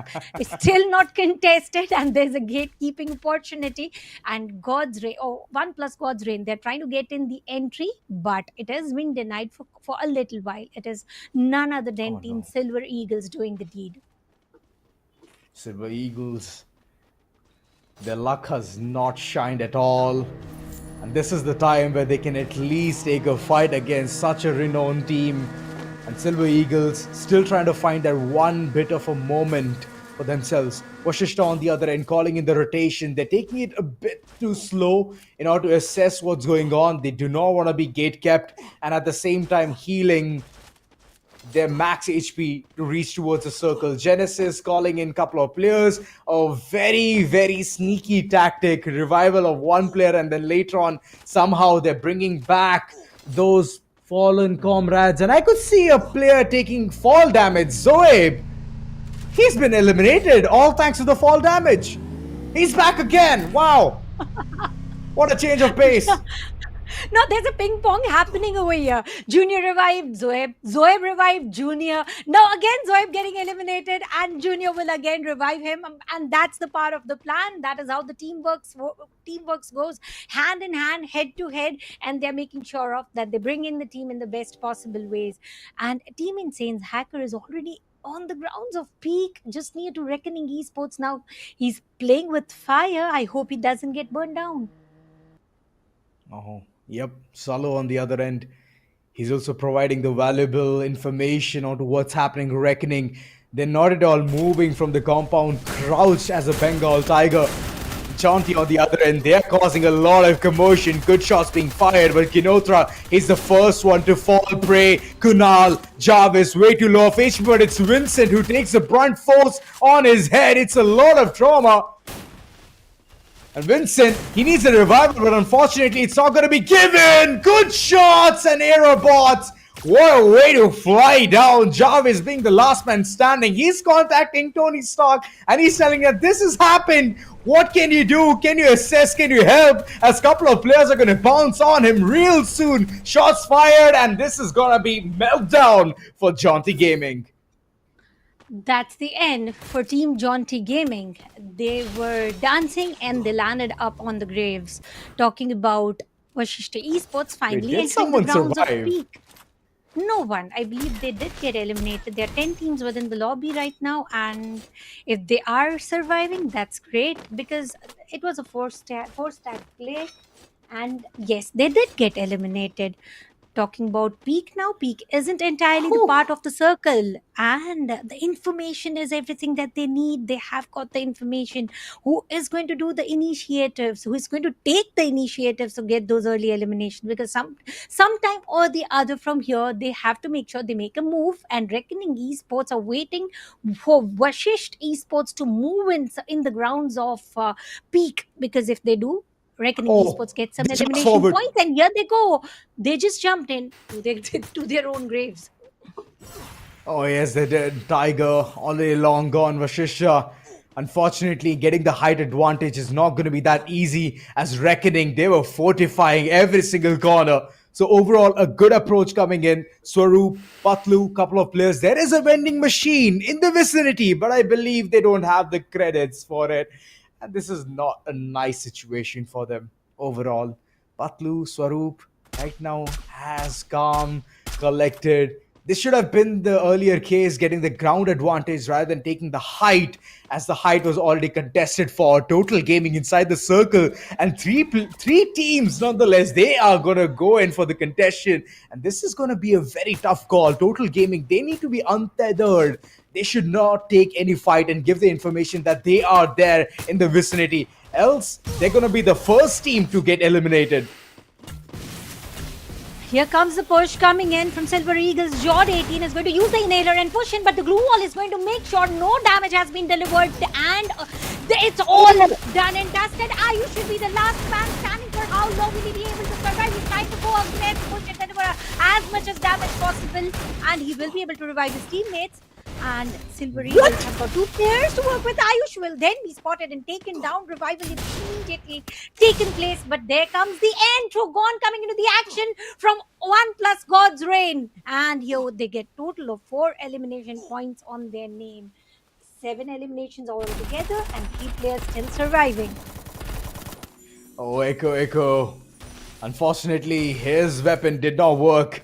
Nancy, he's still there in the mix of it, and every single one of them surviving, revived. They have a really good compound. They have the control as well, but look at them. They need more eliminations. They're not satisfied with 4. They know for a fact that the rotation will be called in a nightmare. It's all upon them. They thought that they can be untethered, they can head towards the circle, but it's not going to be that easy. Arjun being the last man standing, and right now he is the fish in the pond, which will be picked out clean by Nancy. What a lovely way to go ahead and get those elimination points. And there was this one player on Shu who thought that he can enter towards the circle, being that one guy who was gliding in, and he's been taken down as well. Godlike. They are playing like godlike. Eco went all the way from shooting the opponents to go bird hunting. He did everything just perfect. Sure, Reckoning Esports is also doing just better with 13 elimination points on their name, and Zone being just nearby. They've got eyes, and Aerobots will be eliminated. It is Yogi with a sniper, and here comes the revenge. Reckoning Esports is going to do the same work that they did to other teams. They are doing the gatekeeping work and not allowing anybody. Sure, mini launchpad will be used, and there's small cemented block that's going to provide cover to both the teams. Here the advantage is all for Genesis. Two teams are going to fight against each other. Not everybody who falls is going to rise somebody. Oh my god. Every single thing is not going to work out. As Reckoning, they are hitting those final shots. Ayush, they're getting more antsy, understanding what's going to happen. And there you go. Genesis in the middle of nowhere kept themselves cool, calm, and collected, and they have received the booyah as well. It was anticlimactic, but yes, it is what it is. 2 fights being taken in such a brutal form. Godlike and Reckoning, both of them fighting toe-to-toe, and Genesis were the people who decided whose fate will be sealed in their own hands. Victory belongs to the most preserving, and they preserved themselves until the end and grabbed that amazing booyah. It was fun to watch with 2 strong teams fighting up against each other into the best possible way, and all they had to do was just clean the surface because everybody was very low on HP. So sure, all 5 maps and all different booyah baggers, which is very, very interesting to watch because it is not a one-sided affair. Each and every team is putting all the best of efforts possible. True that. Genesis, they were waiting for this for so long, and finally they have received it. I did put their name in it, and I'm finally so happy about it. Genesis getting the booyah. Yes! Mission accomplished. At least one was right. So overall, these teams did perform so well. The fights were looking so good. Every single one of them giving their 100% till the very end. And Reckoning out of nowhere, they had the control, but unfortunately, all of that control was seized back. But Godlike, my oh my. Way to go ahead and take a fight against the teams who are thinking to enter towards the circle. Gate kept them when the HP was so low, instantly revived, and then once again into the action. Take those fights, HP low, heal. It's alright, let's do that. But this is the final moments where we can go ahead and see how Genesis, they found their opportunity and they have backed those 12 points that they needed so desperately. And Reckoning Esports have been the blessing in disguise for Team Genesis, allowing them to take away the booyah. Wota was the last man standing where 4 players rush in and takes him down.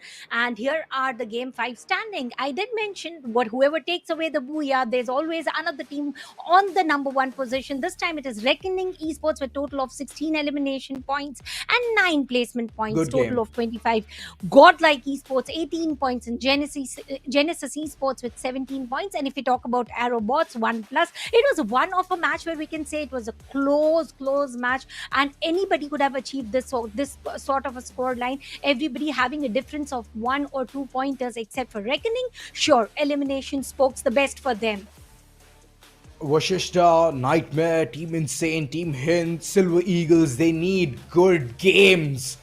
They are falling back, trailing with a lot of points. But talking about the MVP who's bringing in those elimination points, it's going to be Ayush. 3 total eliminations. This team did bag in the booyah at the last very moment. But it's not that kind of a kill-hungry game that I could say. But overall, a very nice, refined gameplay.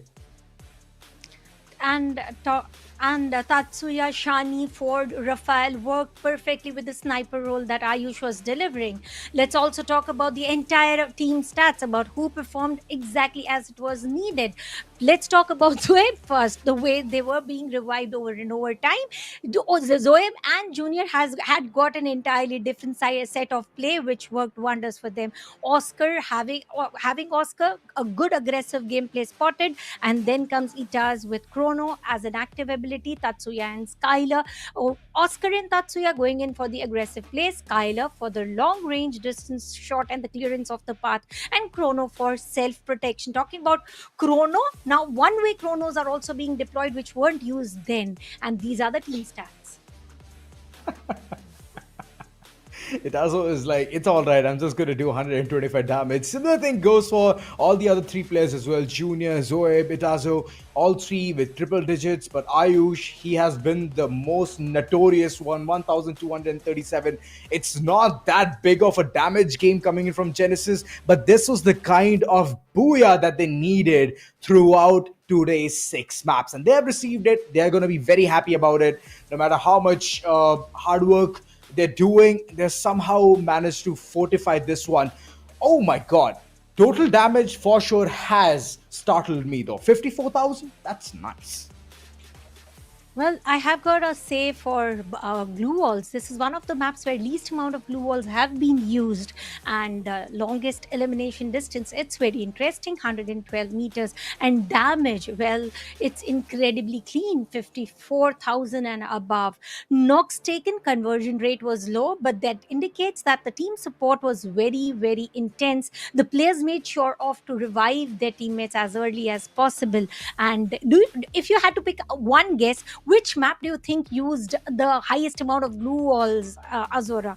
I mean, just a random guess if you want to, because I do have numbers for the same.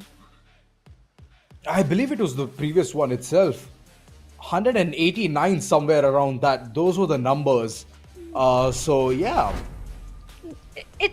To the shock, it was Kalahari, and for the first time ever, I spotted Kalahari with 249 glue walls being deployed. Just imagine in the sandy dunes, the amount of glue walls for protection, for rotation, and for whatnot. I mean, they used it so wisely it's particularly for Team Total Gaming and also their opponents to make sure that they survive until the end in the best possible way.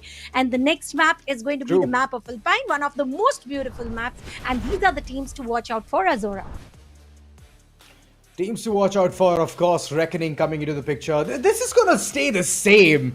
The kind of chaos, the kind of mayhem that these teams are going ahead and showcasing, it's going to stay the same. Unless there's going to be a new team, for example, Hind or Insane Esports trying to bring in all those numbers of eliminations, all of a sudden boosting it, skyrocketing and whatnot. So yeah, be aware of these 4 teams, as they have been selected mostly by even our fellow casters. So Godlike Esports, Total Gaming, Jaunty Gaming, the numbers are skyrocketing with damage, with amount of placement points alongside those eliminations. I mean, placements not that much, but eliminations, of course, Reckoning with 31 total points. What's going on? Let's also have a look about which team likes to drop at what exact position on the grounds of Alpine. Sure, there are going to be some teams who are going to switch their drop points as early as possible because they want to make sure they end up into their favor. Snowfall is going to be entirely in the favor of Team Nightmare. Militia, there are going to be 2 teams fighting against each other, 2 giants, Team Total Gaming and Team Reckoning. And if I'm not mistaken, they are into the top 3 of the leaderboards. Fusion will be contested by Silver Eagles, and then comes Blue Willy versus the Esports.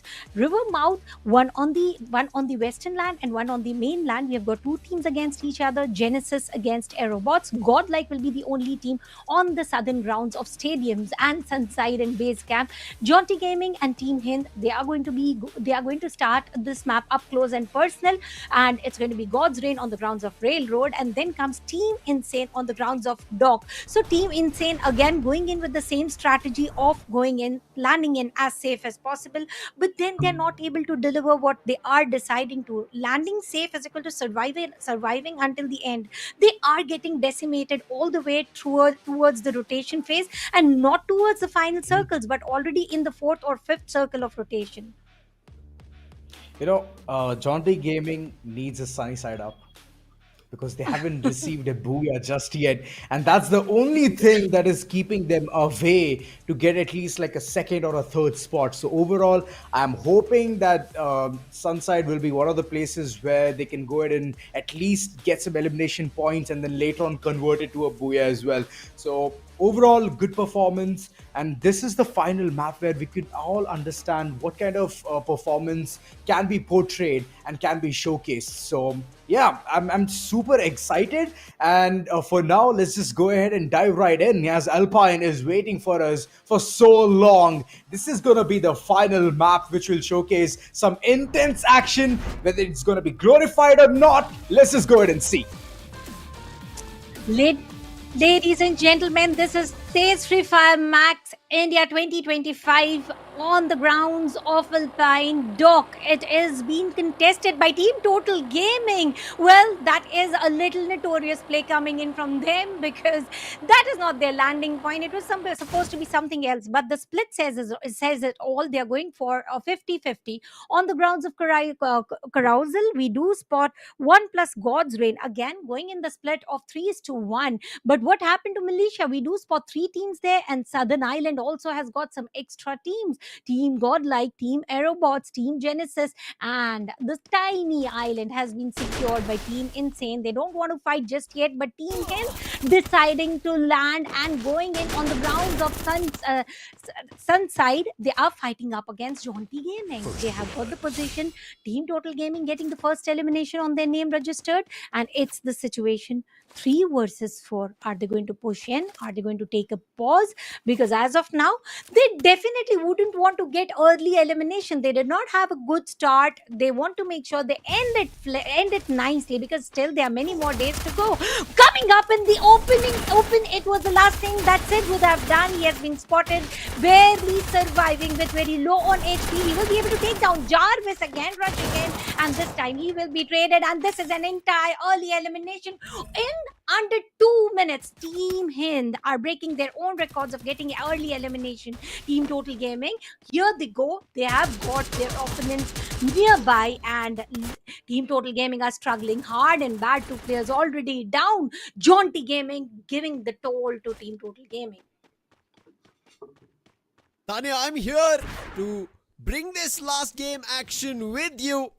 Yes, Solara was with us, but I was like, given a short break for him. He's been here for a long time filling the shoes, but it's time, because right now, this is the final game before we call it a day, and it seems like for a lot of teams it's not looking good, especially a team who just got a booyah are now caught by Aerobots, and we know Aerobots, so far, Tanya, we expected them to get a lot of points, but not a great day so far here in week 1, day 1.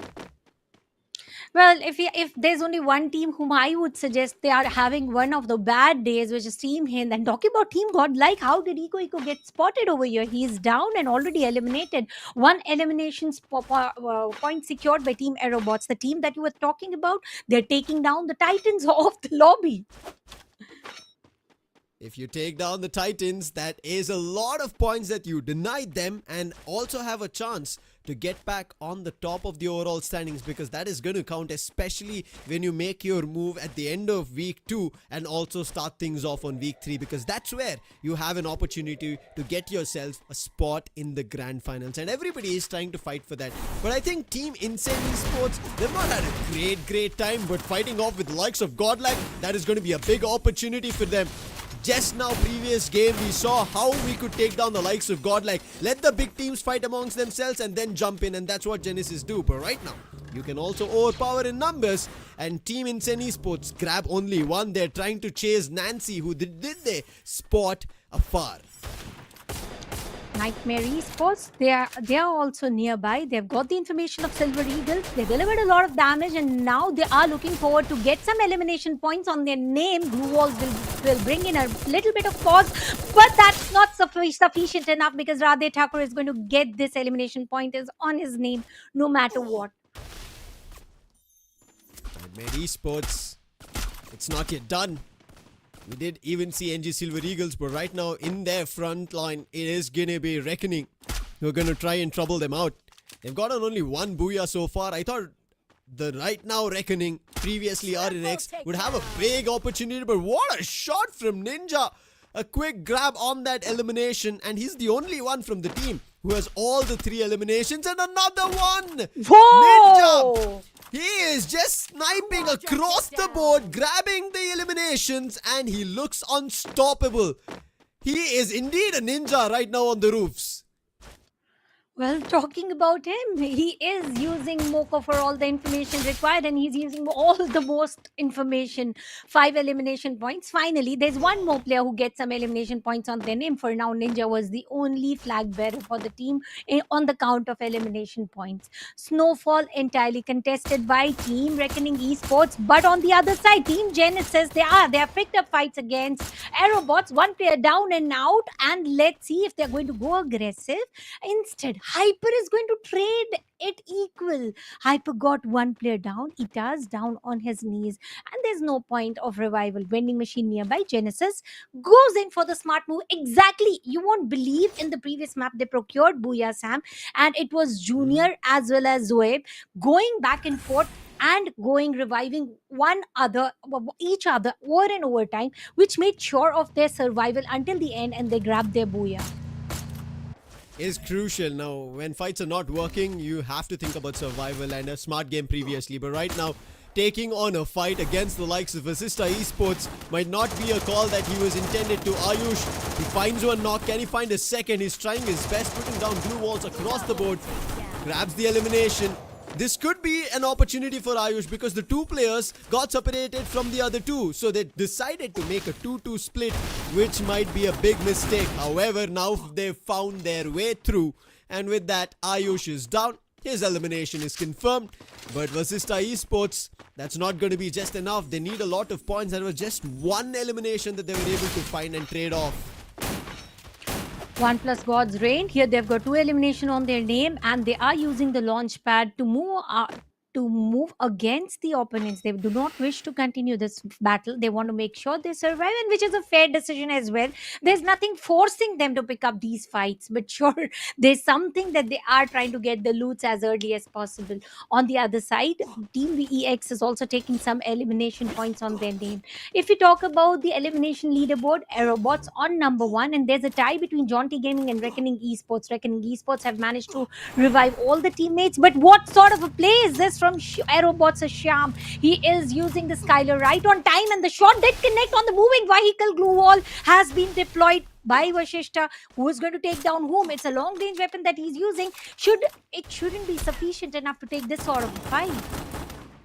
Oh no. He made a little bit of an iffy calculation. He thought his teammates are going to be keeping an eye and a watch, but before that could have happened, he gets taken down with an instant. A nice move from the player of Assista Esports.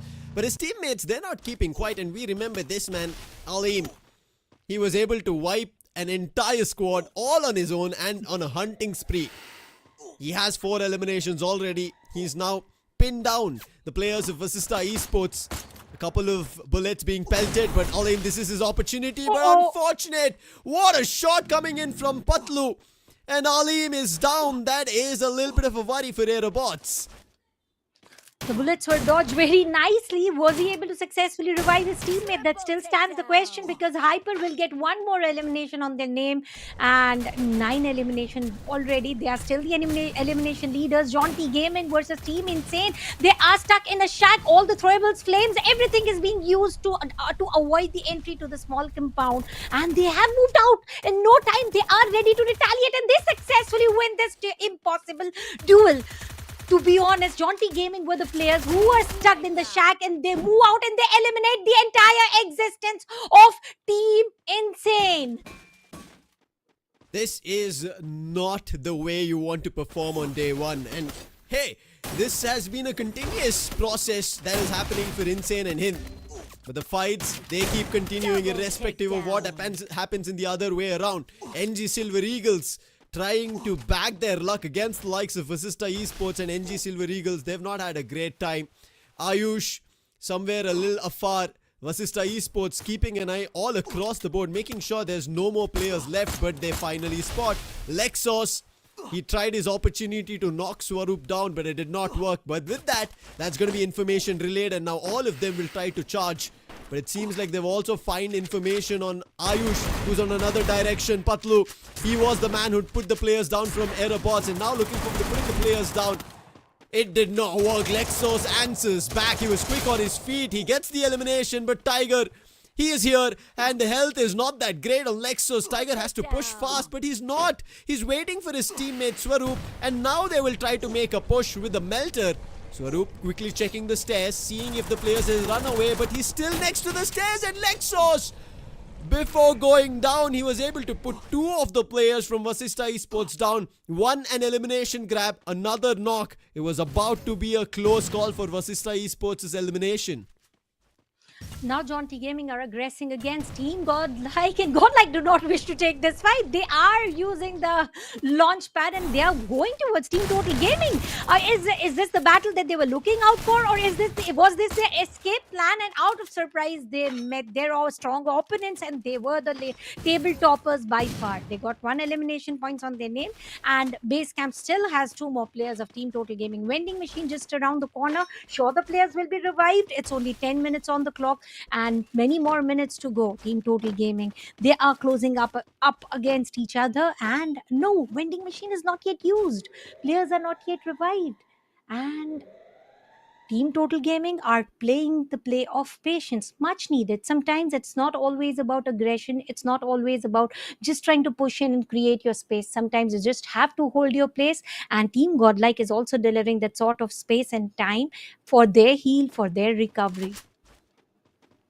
Total Gaming, you know what is at stake, ending the day 1 on a high note. They're already on the tabletop, as you did say, Thanya, and they will want to try and keep that, but who are the best counterparts to steal that away? It is Godlike. Nice Avon being used.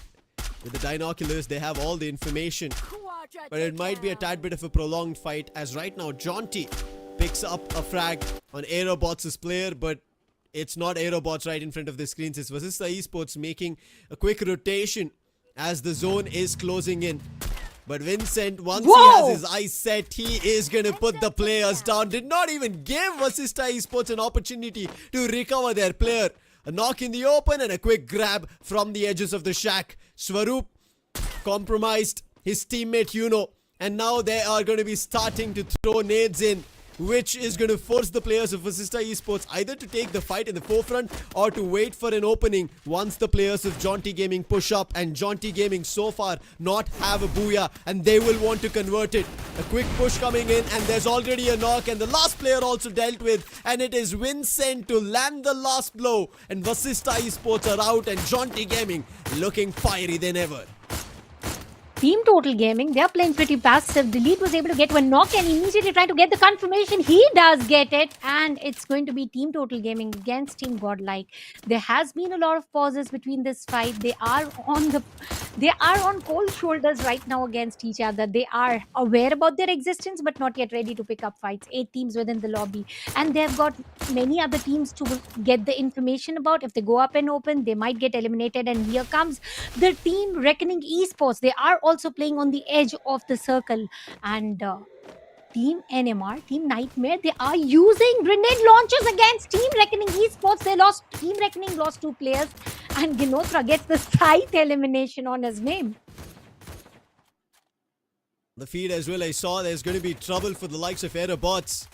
We're Reckoning, they did this previously as well, individually dethroned the likes of Godlike Esports, put them all down, and this time they're showing a Nightmare to the likes of Nightmare itself. But Water with the play zone closing in, he gets knocked. Ronit couldn't cover him, but Ronit right now is delivering the blows. But Radhe Thakur, a quick switcheroo, a nice aim, and he's also been put down. But there's one last player from Reckoning, Ninja. We spoke about this man earlier. He was the Shinobi. He was the one with all the Shuriken stars, landing those openings and the closes. But this time it is going to be Nightmare who put them down, and Reckoning Esports are out. Reckoning Esports lone also delivered a lot of damage. Radhe Thakur will survive, got a treatment gun immediately, and Team Nightmare with 4 elimination points. And here we go. Nancy was waiting, gatekeeping perfectly, and gets a knock on his name. It's all about Kid 26. Will he be able to get the entry? Will he get the opportunity to revive his own teammate? If we have a look at the spread outs, Team Total Gaming on the center of the circle. Just behind them, we have got Team 1 plus God's Reign. Team Jaunty Gaming have got only cover of Monster Truck as well as Glue Walls as they are moving towards the center of the circle. And Nightmare's Kid will be the last man standing. The biggest compound, the biggest area has been contested by Team Godlike, and they are surviving as a squad strong team. All 4 players intact. They have a brilliant spread in the compound. However, not the same sentence can be repeated for the likes of Total Gaming. And you did mention about this, giving away that vending machine and control of that compound to Godlike. Now Total Gaming, till the end of time of this map of Alpine, they are stuck with their playing 3. They cannot go for a revive. Genesis, the team who got a booyah previously, now they are eliminated. But Total Gaming have an opportunity because helping them out is going to be God's Reign. And a push coming in. Jaunty Gaming, 2 of their players do get knocked, but can they be revived? In the meantime, it is going to be an elimination as well. Nightmare Esports, who wanted to make their way through, will be kept out of the gate of Alpine. Game number 6 is not going to work for them, but Jaunty Gaming having trouble as a push coming in from Godlike.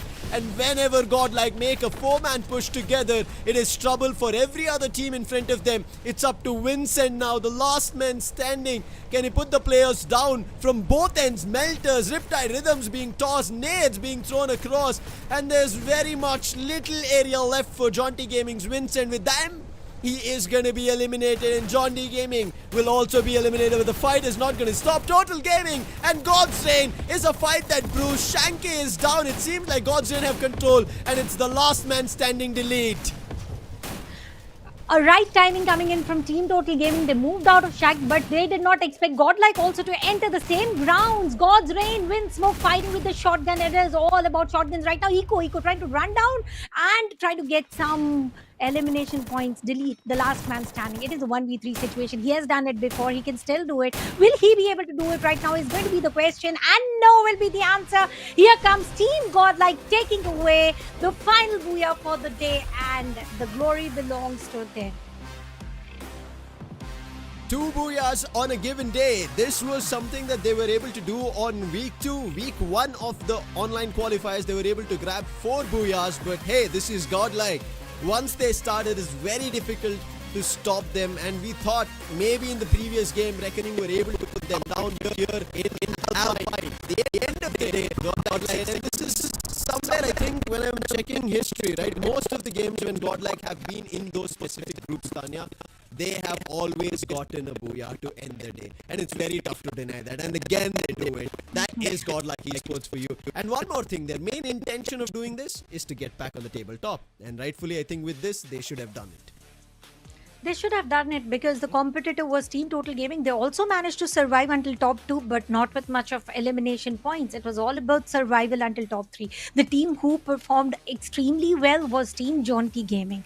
Aggressing perfectly on time and going back in just about right time as well. Their main motive was to get the booyah, which was totally denied. But let's have a look at the final shot for the map of Alpine. It was a very close game. Total Gaming could have gotten another booyah. They did, as you rightfully said, make their move out of that.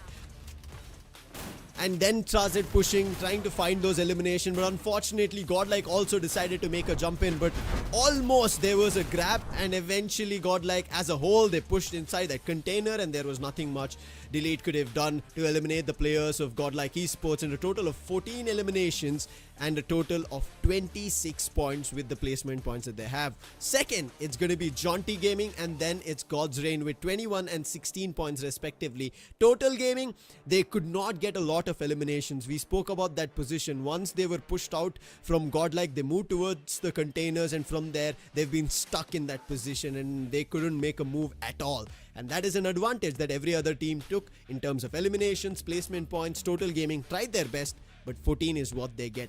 It might be enough to still stay on the top, or it might not be, because the difference was, I think, around 8 points. Yep. I think it's And crossed, Tanya. yeah, so once again, Team Godlike is going to make sure that they retain their number one position. They have done it during the online qualifiers, and they are continuing to do it on in the league stages as well. And there are some words for them. They are the harder the battle, the sweeter the victory, and they make sure to pick those battles in the tough pattern. They are ready to go up in the open grounds to pick up the battle. They are barely surviving by the skin of the teeth, and then again, just like Phoenix, they rise from the ashes and they take down every team that comes against them.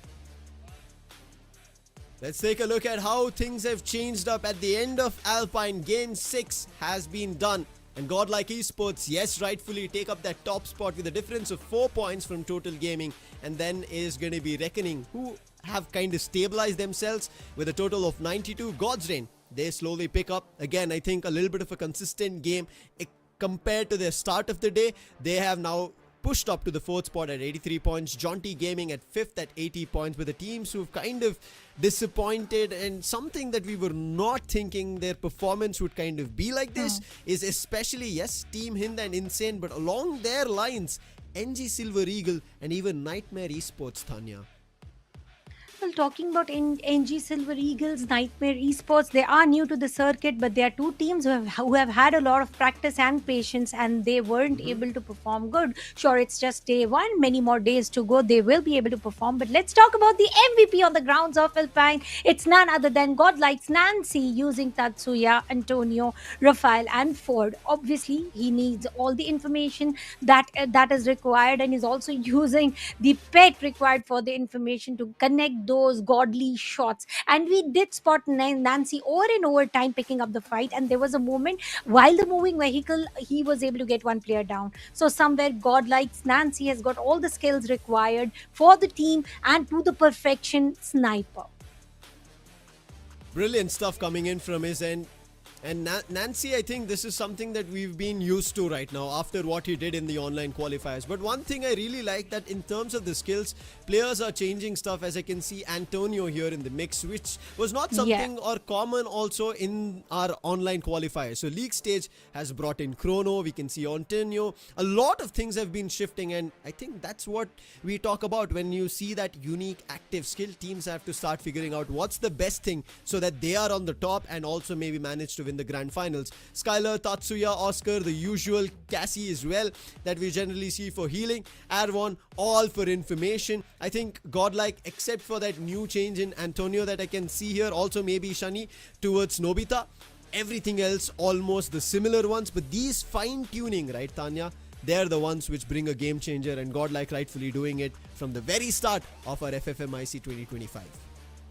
And Nancy taking away 7 elimination points, and not only that, 7 knockdowns already. Eco getting 0 elimination points, sure, but total of 11 assists with more than 1200 worth of a damage.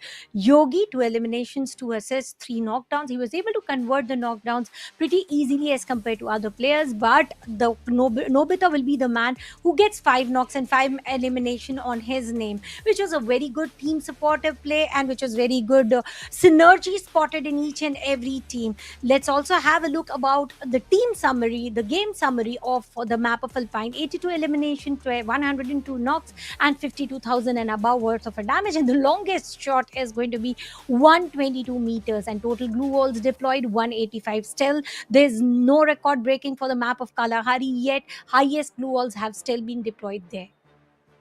Yeah, I think when you end up seeing a lot of close to 200 plus glue walls coming through, it kind of makes you want a lot more, because that action when there's a lot of glue walls around to find a way through for a knock and elimination is intense. But I think again, total eliminations on the higher end depict a picture of a lot of points were able to be grabbed here in Alpine, meaning a lot of teams did make good enough points. But hey, one thing that all these teams who fought, the 12 teams from Group A and B, is that they don't have to worry. They're not getting eliminated here in week 1. Yes. There's a long onslaught of a fight that they have to go for. Week 2 is also going to be coming in. They're going to be fighting off with Group C teams as well. And when that happens, they still have an opportunity to get their points back up in case something did not work in their favor today. And it is not about getting into the number one position to take away the title. It's all about qualifying. And sure, qualifying in top 8 stands a different scenario because you get extra chunk there, and that chunk is coming in from Clash Squad mode. So you want to make sure you qualify in top 8 position, but still, that is still going to take a lot of time and a lot of days. Today was a good day for teams like Godlike, teams like Jaunty Gaming, again, Team Total Gaming. They have been consistent in previous days. They are continuing to show the same set of play, the expectations that we had or the viewers had. They are maintaining that. There are few teams who couldn't perform today, but let's hope tomorrow it's going to be their day.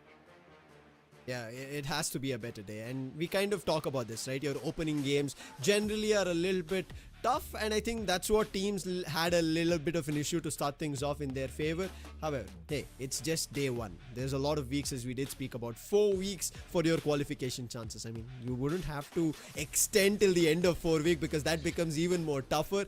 Earlier, the better. And I think if that works out, it's going to be brilliant. But hey, Group A and B comes to an end today. Group B and C will be in action in our day 2 of week 1 performances. That is when you end up seeing the likes of Revenant X Spark and many more teams making their way into the lands of Free Fire Max. But until then, this is going to be me, Lucifer, and Tanya signing out of day 1. See you back again in day 2.